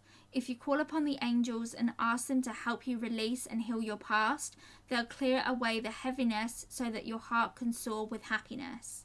So this is what I get when it comes to love and relationship. Venus retrograde. So Venus goes retrograde May the 13th until June 25th of 2020. And Venus does go retrograde once every 2 years, but it's once every 8 years that she births a new cycle, and it's once every 8 years that Venus actually goes retrograde in the sign of Gemini. So, like I mentioned, Venus's transit through the cosmos is pretty magical when it comes to the female path, okay? Because Venus represents women, okay? The feminine energy. And Venus makes these pentagrams in the sky. And when I say pentagrams, it's kind of like the way that she connects with the sun and then transits. You know, if you were to join all the lines in the way that she moves, it would create a pentagram in the night sky. But every 8 years, nonetheless, Venus goes retrograde, and she basically begins every 8 years. Okay, she births you a new love story, a new connection, and a relationship story. So, what's interesting to me, at least, you know, that every 8 years when she goes retrograde in the sign of Gemini, and this is the beginning of the story. Okay, this is the beginning of the story that's going to play out. And Gemini is the first sign that we associate with connection. And it's true, you know, Gemini doesn't exude this really romantic vibe that you think when you think of love and when you think of relationships, okay? But Gemini within the tarot, Gemini relates to the Lover's card, okay? And for most tarot readers, you know, who don't follow astrology, most tarot readers associate the Lover's card with soulmate energy, marriage, that forever commitment of body, mind, and spirit. And the astrology obsessed part of me knows that this card is obviously Gemini when we think about the Lover's card. So it intrigues me that every 8 years Venus retrogrades in the sign of Gemini, and basically this is the birthing of a new relationship story. And almost at that time, when Venus basically connects back and births through this new story, at that time, the soulmates of the cosmos, Eros and Psyche, come together. They literally join up together. For the rest of the year, they're kind of like differing. Like they don't really come together, right? So Eros and Psyche come together at the moment where Venus is birthing back a new story. Okay, and I think that is so magical and it's so synchronistic. Okay, it's just another indication from the stars that fated counters are upon the horizon, you guys. Okay, and if we think back to the last cycle in 2012, that was a time of karmic or twin flame connections, right? And I'm sure you've heard this twin flame craze being spoken about within the spiritual community around 2012. Okay, it definitely became a lot more popular around that time and kind of built up a lot of momentum from 2012 to 2015. It's not that like twin flames were just invented in 2012, because of course not. Like there's been notions and writings about these connections for like forever, okay? But what's interesting is that these are obviously karmic connections that got made very big and very apparent in 2012, okay, when she was birthing a new story. So what I feel happened in 2012, okay, was that it kind of brought in to everybody's life, whether that's romantic relationships, friendships, whatever sort of connections it brought through karmic connections. Okay, karmic connections. Now, this isn't la-di-da and super easy flowing energy. Not at all. When people think twin flames, they think soulmates. They think this epic connection, right? This amazing thing. And it's actually more karmic. Like it feels more heavy and more hard than anything else. From like experience and from other people's experiences that have shared that with me. Anyway, so Venus, when she's in what I call her descent, she basically connects with the North Node and then the South Node, basically calling in partners or connections from another lifetime which is why the connections back in 2012 to 2015, they felt so intense.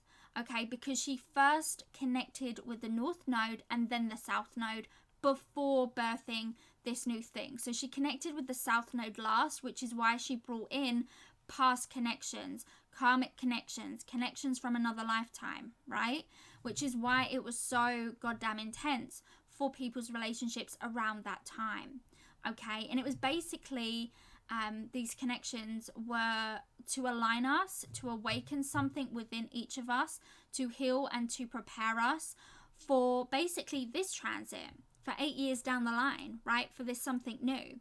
Now, a lot of people having experienced such intensity were obviously hurt and wounded by those or because of those connections that touched something very deep inside of us, right? And that's because they were soul connections.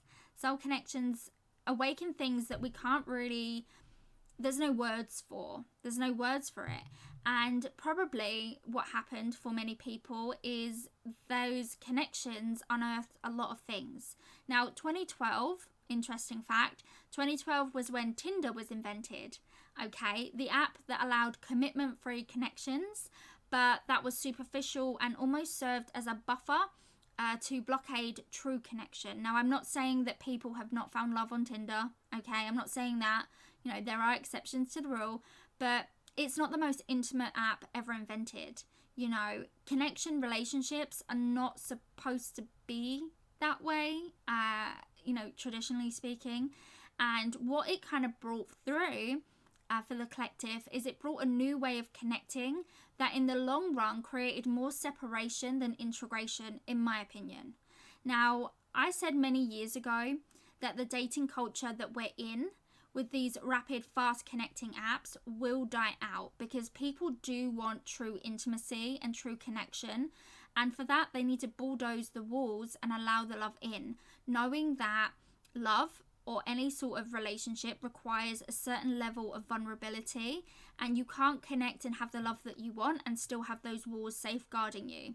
Okay, that's just not going to happen.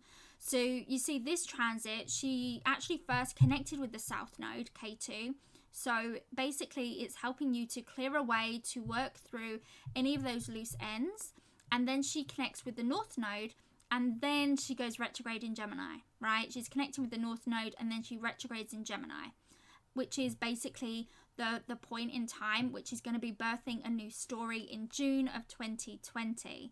And interestingly, as I said before, this is the exact time that Eros and Psyche actually connect, bringing in new connections, fated, aligned to our purpose.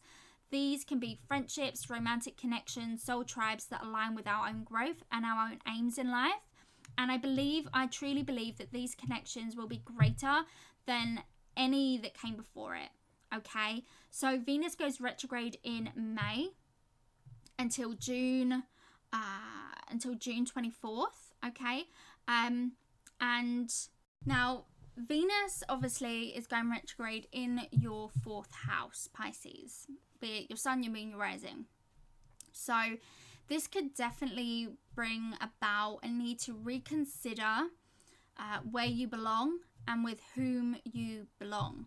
Okay, you may want to make lots of changes when it comes to your home or your family dynamic.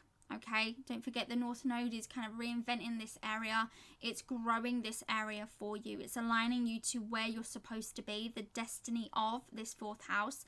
But with Venus here, okay, Venus is a little bit more of the aesthetic, right? It's a little bit more of the aesthetic.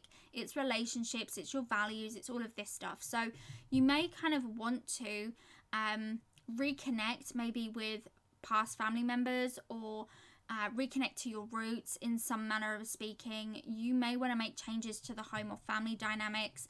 Old relationships could very well resurface or show up out of nowhere during this period of time.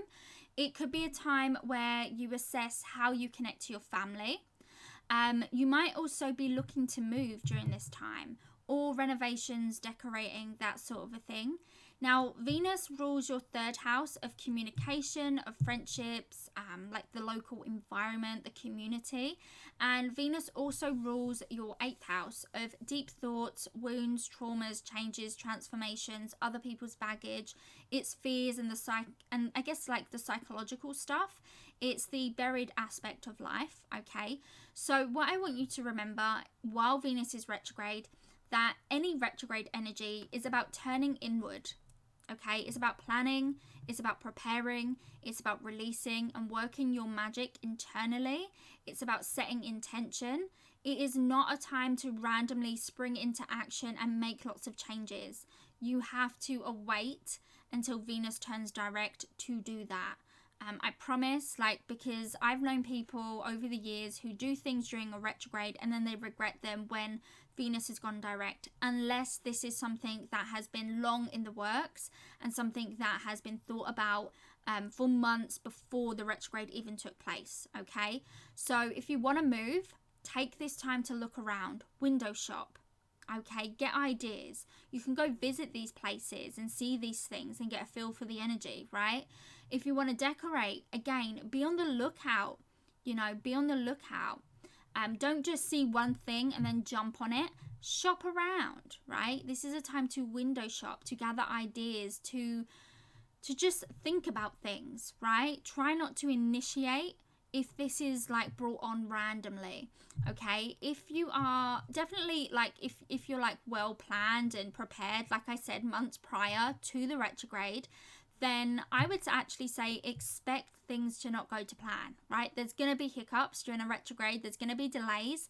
Things rarely go to plan during a retrograde period because, you're in a phase of transition. It's like a deep clean. It's like clearing out, spring cleaning phase. When it comes to Venus, when it comes to your values, your relationships, your likes, your dislikes, your passions, your everything, right? You seek to change during this time. And the best thing, in fact, to do is to research, to do the prep work, to improve what you already have, and to be on the lookout for what you don't have, so that when Venus does move direct, that's when you kind of jump on it. That's when it's go time. And you'll be so glad that you waited, and that you didn't initiate anything new during that time, unless, like I said, it's something that's been long overdue, okay? Because when it comes to, surrounding the home and the family and things that belong to you, you don't want to throw out things in a tantrum or in this emotional burst or whatever it is, okay, that triggers you or that might kind of resurface from your past. You don't want to kind of act too impulsively during this time. It's actually a time to do some deep inner shadow work, okay? Same goes for cars. I have to mention this. Same goes for cars, okay? So car breakdowns. Venus rules your vehicles as well, okay? Venus rules your vehicles as well. So this is going to be a time for you to take your car to be serviced, to clean your car out, to clear it of stagnant chi, okay? Fill your oil, your water. The car is the first thing, you'll notice, your car is the first thing to break down when things break down in the home or the family. It's like an omen, it's like a sign from the universe. So you want to make sure that, you're taking care of your car during Venus retrograde. You're taking it to be clean, to get detailed or whatever. You're checking the tires, getting around to really taking care of your vehicle. Okay, trust me, you'll thank me later. So now let's jump into the relationship. Okay, so looking at the opportunities for you over the next year, definitely healing. Okay, so the Five of Cups, you're going to be walking away or clearing out some of your connections. Okay, so some people are going to be leaving your life, and this is a really, really good thing because it's cultivating the space for these new people to be coming in. So another opportunity as well that's kind of in alignment with this is we have the crumbling and we have boundaries. So the crumbling card says, what are you clinging on to? There are things that need to be released and removed from your life. Okay, change is the most important thing because it is the catalyst from where we all grow. Okay, so the crumbling card is really saying to allow things to dissolve, allow things to be released from your life, because you don't want anybody or anything in your life that doesn't want to be there. Trust me, you don't want it. It is a waste of your energy, it's a waste of your time, and this is a very, very good time for you where you're cultivating lots of new friendships, lots of new people, lots of new inspiration, learning lots of new things that are coming in that will add so much more depth and meaning into your life than the people who could be potentially draining things, draining your energy, your resources, your time, whatever it may be. Okay, and we also have the card of boundaries. Where do you need to establish better boundaries? So definitely looking at least the bottom half of the cards, it really does relate to your relationships in regards to healing, building new solid foundations for your relationships, releasing people, places, things that don't actually align with who it is that you are, what it is that you stand for, right? And there is a time and a place where you can embrace the differences within people to a degree, okay? But right now, I feel like the universe is trying to cultivate or gift you with a valuable kind of support group, right? The Hierophant card has come up, and this is the keeper of the soul. This is spirituality, this is learning, this is building, okay? The Hierophant card is enlightenment in some ways, you know. It could be a spiritual leader, you know, maybe a chance for you to develop, you know, your spiritual gifts and abilities, maybe going on a little retreat or taking a little weekend course somewhere to really reconnect with who it is that you are, you know. And you have so many incredible ideas, you know, with the Ace of Swords and also the Page of Swords. Just don't allow your thoughts to get away with you, is what I would say with the Page of Swords, because you know, you could be learning a lot of stuff, okay? You could be learning. You're going for a huge learning period. For sure, you're going to have lots of ideas, lots of new interests. Like, just, there is this kind of, it's kind of like a light bulb going off inside of your head. Like, you're awakened. Like, that's the word that's coming through. There's an opportunity for you to awaken to the truth, awaken to more knowledge, more wisdom. You're learning things. You're awakening to the truth. You're having major breakthroughs this year, okay? To the point where there is a big clearing out of your life. There is. But you're also seeking out and finding where you belong in the world. And that's a great thing too. You know, remember what I said, you do not have to be accessible to everybody this year. Again, the card of boundaries. You know, it's about creating boundaries, creating a safe space so that you can open yourself up to new relationships, to new connections, to people who inspire you, people who support you and encourage you as well. You know, with the Hierophant card, I do like this card. It's very apparent, you know, because obviously Uranus has now moved into the sign of Taurus. The Hierophant is Taurus, it's Earth, okay?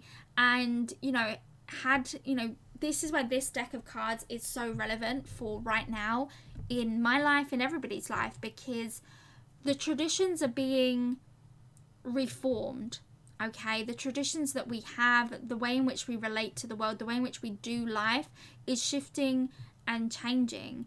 And the Hierophant, this, I guess, guide in a way, like you could be attracting somebody who could guide you into manifesting your hopes, your dreams, your wishes this year. But there is this element of breaking down, because what's also happening, obviously we discussed Pluto, we've discussed Saturn, we've discussed the South Node, okay? And Jupiter is rebuilding something. It's rebuilding your connections, right? But there is this crumbling, Okay, so Uranus moving through your third house, you're going to be connecting with lots of new people. You might find yourself in a completely new environment, okay, where you're connecting with people on a completely different level, where you do have to a degree, protect your energy, right? You don't have to be accessible to everybody, okay? It's about creating a safe space from where you can learn and you can grow and you can develop. This year is about connecting to yourself, okay? And if you can cultivate that, you will have so many genius ideas. Like, spirit is literally channeling genius ideas through you all year long. But I do feel like the trickier part, even though it's an opportunity for you to remove relationships, this is an opportunity. Obviously, things are going to be crumbling. Things are going to be tested within your relationships. That's already apparent. We already spoke about that. Okay, but it's up to you ultimately at the end of the day whether or not you are willing to connect with new people, right? There's an ability here, an opportunity here for you to connect to yourself in a way that you never have before. There's an opportunity here for you to develop your spiritual nature. There's an opportunity here for you to develop some sort of spiritual practice that will enhance your life. It's not going to take away anything. It's just going to enhance it and make it better. You know, many people say that when they first start meditating, the first month is really tricky. It's boring. They find it hard. They can't stop thinking. Ask them, fast forward it, and you ask them like 3 months, 4 months, a year down the line, they don't know what they did. Like, they're in this completely new state of being because they don't know what they would do without that meditation. It's something that they look forward to. It's something that they enjoy. And obviously, I'm not saying that you're going to go from, you know, just like meditating for like an hour a day. Of course not. Meditate at a pace that feels most convenient for you, whether it's 5 minutes a day, working your way up to 10 minutes, you know, have that as a goal. I know for me, with a busy Gemini 12th house, it's really hard for me to, you know, channel, to, you know, switch off. I'm just always there. And so yoga really helps with that. Breathing exercises, the ability to be actively doing something helps my brain to stop, helps my brain to switch off. Obviously, exercising is an important part of your vessel. Exercising is really important for that. But, you know, the Hierophant card with regards to an opportunity, this is, you're learning a great deal, okay? There's an opportunity here for you to learn some new things, to gain some really great ideas, to have major breakthroughs this year. And there's also an opportunity for you to remove people, places, things, situations that drain your energy, that like suck you dry, right? There's an opportunity for this year for you to create some really good boundaries. You know, and boundaries aren't a bad thing, but boundaries are really hard for Pisces. I know, I am one. Yeah, so this is what I get for you with regards to your opportunities. A chance for healing, relationships, wounds, pains, all of that. A chance for you to rebuild like a solid like community or a group of people that you just vibe with. I'm not saying that you have to cut everyone out of your life. That might be really hard for you because you're a fire sign. But yeah, like this is just what I'm getting for the opportunities. When it comes to more the astrology of things, you know, the opportunities, I still stand by the fact that Jupiter in the 11th house, okay? Everything that I spoke about with Jupiter in the 11th house, connecting you to your soul tribe, bringing you more opportunities. Like this is a year of opportunity, okay? It really is a year for you to achieve your dreams. Now, it's interesting that the card that I pulled was the moon. So I almost feel called to tell you to go watch your moon sign and find the placement within that video that relates to opportunities, because I feel like that is going to give you what it is that you need to know. Now, if you're listening to this and you are a Pisces moon, okay, I want you to go and watch your ascendant video and find where your moon falls from your ascendant, okay? Find where your moon falls from your ascendant, because that's also going to give you the message that kind of ties to this. Now, that being said, opportunities obviously can lie at the time of the full moon in Pisces and at the new moon in Pisces. So the new moon in Pisces takes place on February the 23rd. Okay, so February the 23rd is the new moon in Pisces next year, and the full moon in Pisces takes place September the 12th, okay, at 10 degrees of Pisces. So the new moon is at 4 degrees of Pisces, and the full moon is at 10 degrees of Pisces. So write down February 23rd, new moon, write down September 12th, full moon. These are going to be periods of time that are really potent for you to manifest things and to, work your magic to attract things into your life, right? Using the law of attraction. If you are or do follow witchy type practices, then do your own sort of rituals and stuff and use this energy to your benefit. Okay, the other time that is jumping out for me is also July 5th. I feel like July 5th could be important because that is an eclipse. It's a lunar eclipse, and the same goes for January the 10th with the full moon eclipse in Cancer, and June 21st is the new moon in Cancer. All things tying back to the moon. So the opportunities here are in and surrounding your security, finding where it is that you belong, and things in relation to, home and family, and finding that soul tribe, right? But there are some other things that I do want to mention. So Mercury, when Mercury trines Jupiter, okay, if there's anything that allows us to manifest in this life, it's Mercury and it's Jupiter. Okay, Jupiter kind of adds that spark plug moment, okay, and I've tried it time and time again. Whenever Mercury trines in a positive, nice, easy flowing aspect to Jupiter, it is a time where magic can happen. Now, obviously, this is a kind of a general thing, so I'm not going to sit and try and calculate because I don't know every single one of your charts. I can't calculate exactly the moment that this is going to trigger, but I can give you a nice wide range for you to be actively pursuing things, okay, that will manifest things into your life. So from April 27th until May 10th, and we also have August. August in general does feel pretty, let me see. So August, April 27th until May 10th. And then we have August 19th until September 4th. And then we have January 1st until January 15th. And then we have December 20th until January of 2021. These are going to be really important spark plug moments that can really help manifest and draw things in. Opportunities should arise around those times. Now, something else I wanted to mention as well, because I did briefly mention it, that, Mercury is retrograde in Pisces from February the 17th until March 1st. So I would say during that period of time, okay, to perhaps hold off on making any major changes.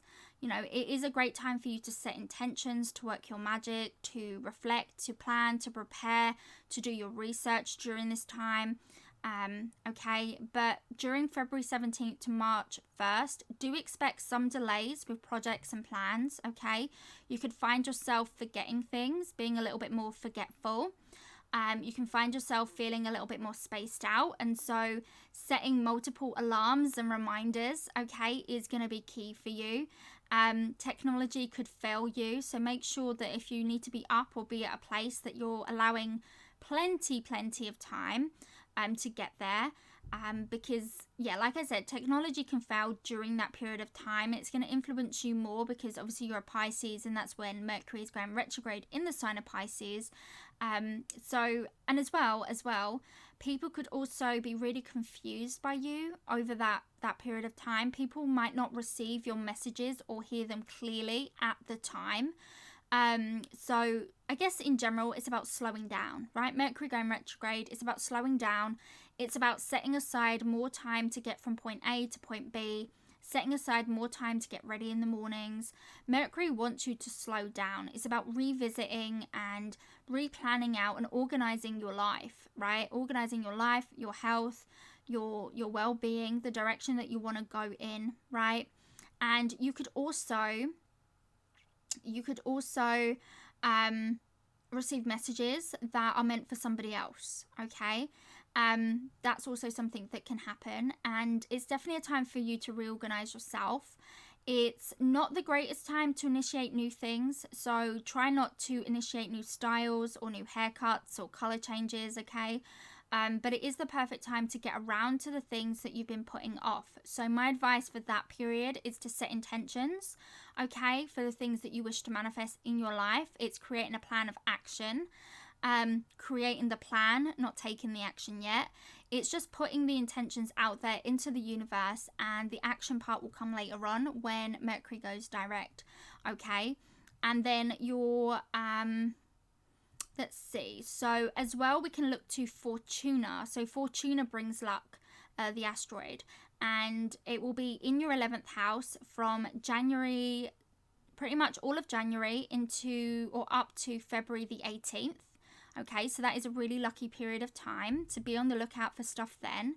And then April the 26th through to January of 2021. That's a whole big chunk of time, right? Fortuna will be in your sign, which is fantastic. Means more opportunities, more doorways open up for you. Honestly, this is a year of opportunity for Pisces, suns, moons, and rising signs. And talking of opportunity, we can look at the planetary asteroid of opportunity. And for the entirety of 2020, opportunity will be transiting through the sign of Sagittarius, which for you falls within your 10th house. So opportunities this year are coming for you, right? It's coming for you. It's a year for you to align with your goals, your purpose, your contributions to society, your career, your public sphere this year. So be on the lookout for work opportunities, collaborations, reaching your goals. It's just a really great year. There's lots of opportunities to align with your purpose or your mission in life. So yeah, this is what I get for opportunities. So the advice that we have for you for 2020 is more so about, I guess, clarity. Like, that's the word that come through when I was channeling you, when I was drawing the cards and stuff.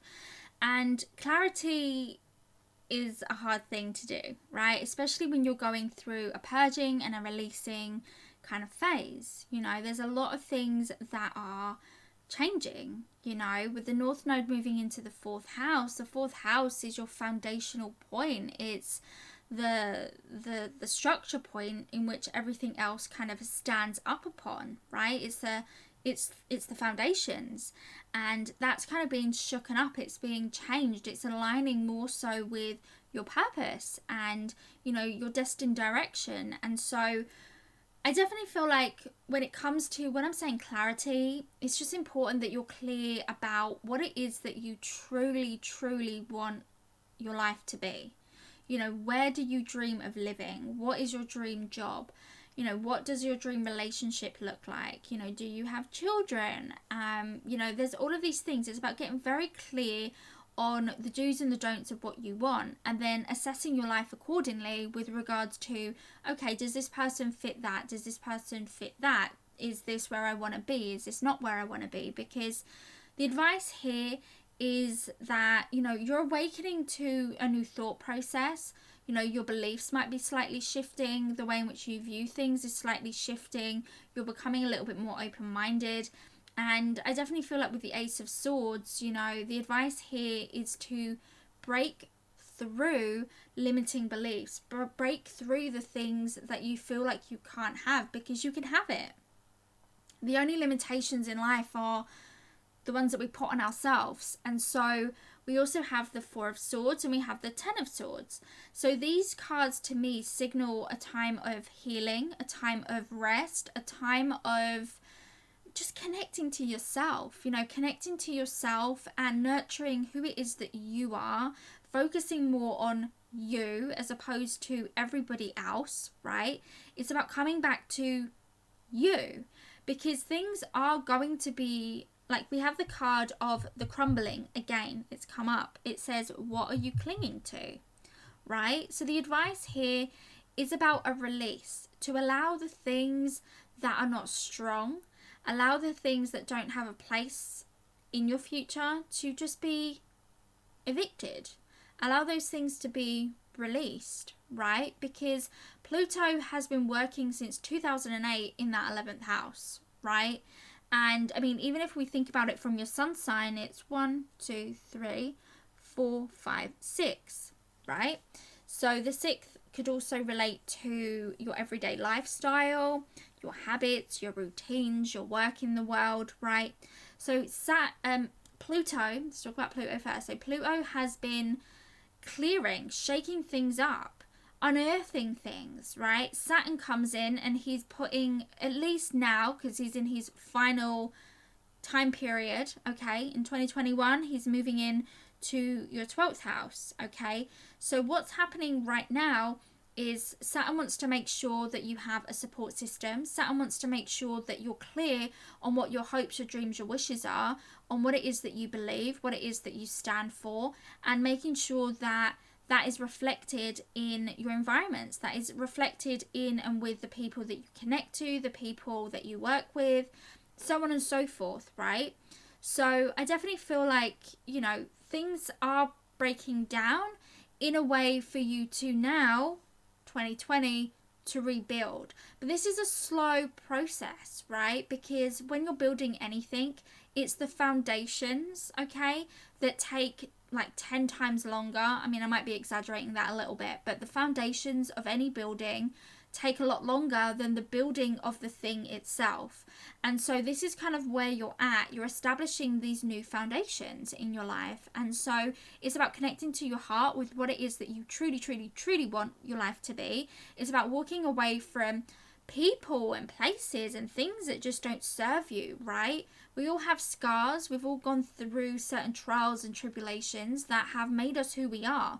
We're stronger for having experienced those things. Everything that happens in our life is happening for us. Try to take away the personal aspect and embody it in the sense that this experience has, you know, made you stronger, and that you can now deal with these other things that are about to come in a better way.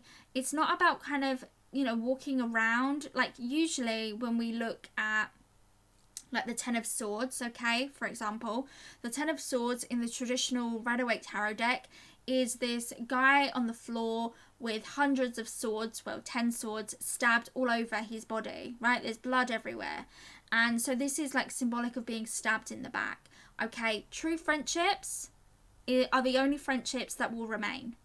Okay, true friendships are the only friendships that will remain in your life. Remember, that is a huge part of what Saturn is building, rebuilding, okay, in 2020. You've had you've had Pluto here, you had Saturn here, you had the South Node here, and now what's happening is Jupiter and the South Node are working together for the first sort of 5 months or so, and then the South Node will be moving into your 10th house, and Jupiter will continue building. So the first kind of 5 months is a lot of healing, it's a lot of release, a lot of purging, okay? These people that need to leave your life, these people who stab you in the back, people that instinctively, because your intuition is going to be so on point this year, okay, instinctively you know who you can trust, you know who is a good friend. So if there's people that, you know, don't value you, don't support you, don't, you know, respect your values and your beliefs and stuff like that, those people will be evicted from your life in one way or another.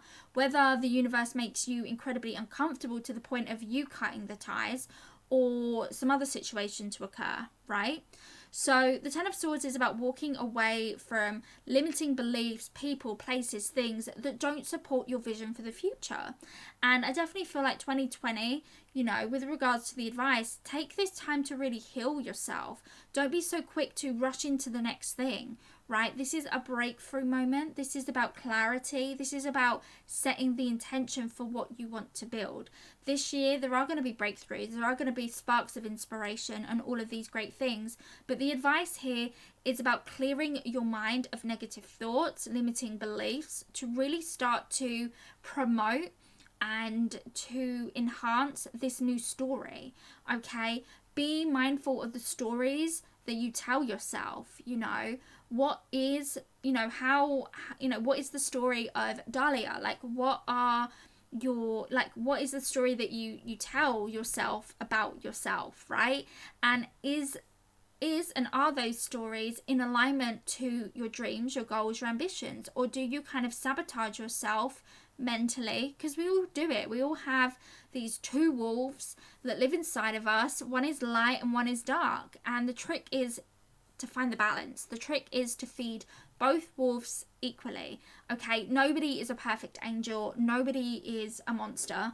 Okay, but we are allowed to be a little bit selfish sometimes, and we are allowed to be, you know, giving. You know, there is light and dark in every aspect of the of the world, of life. Okay, everything is based on contrast. You can't have good without evil. You can't have light without dark. Okay, you can't have good without bad. They go hand in hand. It's the way that the world is. It's based off of contrast, right?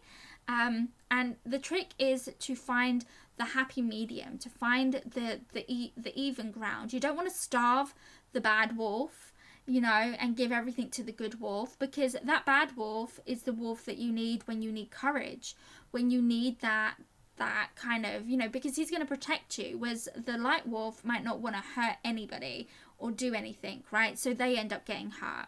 So there's like this need to really balance these aspects of yourself, to get clear with what it is that you want, what your hopes, your dreams, your wishes are, because Jupiter in your 11th house, okay, Jupiter in the 11th house is bringing in, you know, more abundance.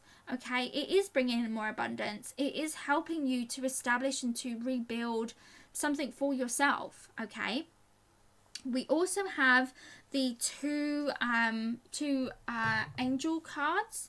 So we have I don't even know how to pronounce, is it Ugna? It says basically, it says easy does it. It says there's no need to hurry or to force things to happen. Everything is occurring in perfect timing. So it's saying for you to not worry about your purpose or your goals. They're eventually evolving and showing themselves to you anyway. It's about not making super fast, sudden moves, okay? It's definitely a time to ease into this new life instead of rushing into it. You know, do your new work as maybe a part-time venture to begin with. Remember what I said at the beginning? And slowly kind of releasing this old career, this old way of being, right? It's a transition. This is where you're at right now. You're in a transition. And we also have, what's her name? Siege. I think that's her name. I might be pronouncing it wrong. But it says quiet time. It says take some time alone to rest, to meditate, and to contemplate. It definitely is talking more about connecting to yourself. It's about going on a retreat if you can. It's about listening more, talking less. It's about avoiding loud places. You know, it's really about creating this little cocoon, like with the Four of Swords, right? Creating a safe space, practicing some sort of meditation or yoga or something. It's about surrendering your mind or your chatter, okay? Releasing that. And it's just kind of like, it could just be symbolic of the fact that you're a little bit more sensitive in 2020, and it's about nurturing yourself, right? And if you did ever want a book, if you do suffer from that incessant chatter inside of your head, right? Because we all have it. We all have these little voices that talk to us. Usually it's just like one voice. Sometimes it's a couple of voices, right? But we have this inner voice that talks to us. If you suffer from that, there's a really good book. It's called The Untethered Soul. If you just Google that, it's in Amazon. If you just type in The Untethered Soul, it will appear straight at the top. I think it's by someone called Michael. Is it Michael Singer? I don't know. It's by someone like that, but it's called The Untethered Soul, and it has this image on the front of the book with a white horse on it, and it's like a greeny sort of colour. At least that's the copy that I have. It's a really good book. It's interesting. It's thought-provoking. So that could be a really a nice book for you to maybe read if you haven't read it already. So now let's move on to the prediction.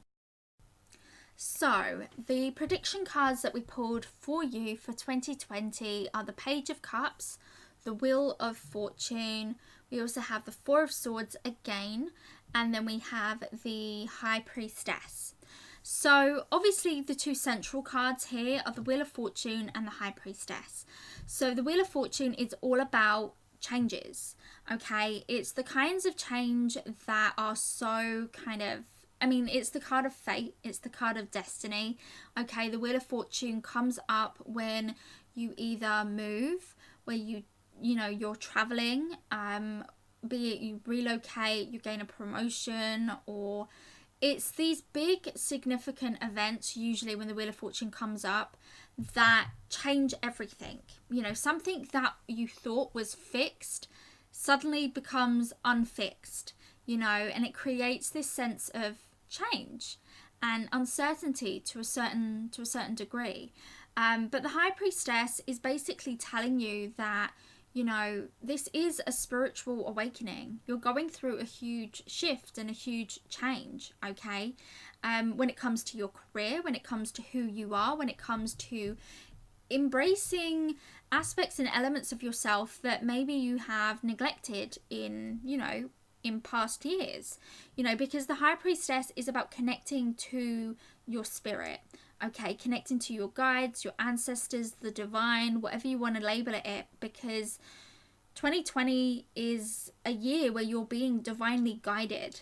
Okay, so it's about being open, it's about being present to the signs, because you're going to be given these synchronistic events. Like, these synchronicities are just going to keep aligning themselves, right? They're just going to keep aligning themselves. And so with the High Priestess, I guess the prediction for 2020 is about trusting yourself, trusting in your vibes, trusting in what it is that you know. And when I say what it is that you know, it's a feeling. It's not rational or logical, okay? You'll just have this vibe, this feeling about someone, a place, a person, and it's about honoring that. It's about trusting in that. It's about trusting in yourself. We all have brains, we all have a logical side of self, and we have a slightly more creative side of self, but we also have these other senses, okay? These other senses that, thousands of years ago were way more heightened than they are now, because we have no need, not that we don't have no need for them, but we're not dependent upon them. So we kind of neglect those other senses that we have. And so with the High Priestess, this definitely is about cultivating maybe a spiritual practice, okay? Listening to yourself more, listening more in general. It's about wisdom. It's about following the signs, okay? It's about intuition and developing that in a way, okay? Now, the Wheel of Fortune, as I've already said, is very much a card that suggests, change, travel, movement. Okay, whether it is that you're moving homes, whether it is that you're changing, or there's like huge changes in and surrounding your home, your family, and where it is that you're at, right? There could be huge changes in regards to your family, the environment that you live in. There could be big changes in general to do with your family, to do with where it is that you belong, right? So there could be changes in regards to that. Now, obviously, there can literally be changes in regards to your career environment, right? Lots of things are shifting and changing when it comes to these two elements of your life, right? And so it is very much about connecting to yourself this year. That is like a huge prediction that I have for you. And obviously, we also have the Page of Cups, right? The Page of Cups is the card of serendipity, and it's this sense, I mean, as you can see from the card, it's an image of pigs flying, right? It's telling you that you just won't believe it. You won't believe the things that are going to happen in 2020, even if I was to tell you what was going to happen specifically, right? There is this notion with the Page of Cups that there is going to be an unexpected turn of events. There is this change. There is this magic in the air, right? Your spirit animal for this year was the dragonfly. You're entering into a brand new world. You're awakening to something that you didn't know before, And with the Page of Cups, this is an invitation, okay? This is messages and guidance. This is a really, really positive card. Like, there's nothing, like negative about it. We also have the Four of Swords, which we've already kind of spoke about I definitely feel like this year as well is about slowing down just a little bit, okay? It's about resting, it's about healing, it's about taking a vacation or a sabbatical if you can, okay? It's a year for self-love. It's a year to tend to your wounds. It's a year of healing, okay? This is about rejuvenating your spirit. This is about taking some time for yourself, right? Because there is going to be some changes, and I definitely feel like it is kind of calling you in 2020 to just slow down a little bit, to recoup, to take time for yourself. You know, the Four of Swords is a rest period. It's a rest period. So if you can travel, if you can do something where you can get away and just really connect with yourself. I'm not saying that you have to do this for the full year, not at all. But this is a time for you to connect with yourself. So hopefully you can relate to this. Hopefully this reading will guide you through 2020. If you do have any questions, anything that you need me to clarify, just drop them in the comments down below. Remember, nobody can see these comments, nobody can see this video unless they have the link to the video. Okay, so if you want to leave your comments down there, I can answer them as soon as I can. Again, apologies for the delay in getting this out to you. I will have to rethink this whole process next year. So thank you so much. It's been an absolute pleasure reading for you, and I will hopefully speak to you soon. Bye.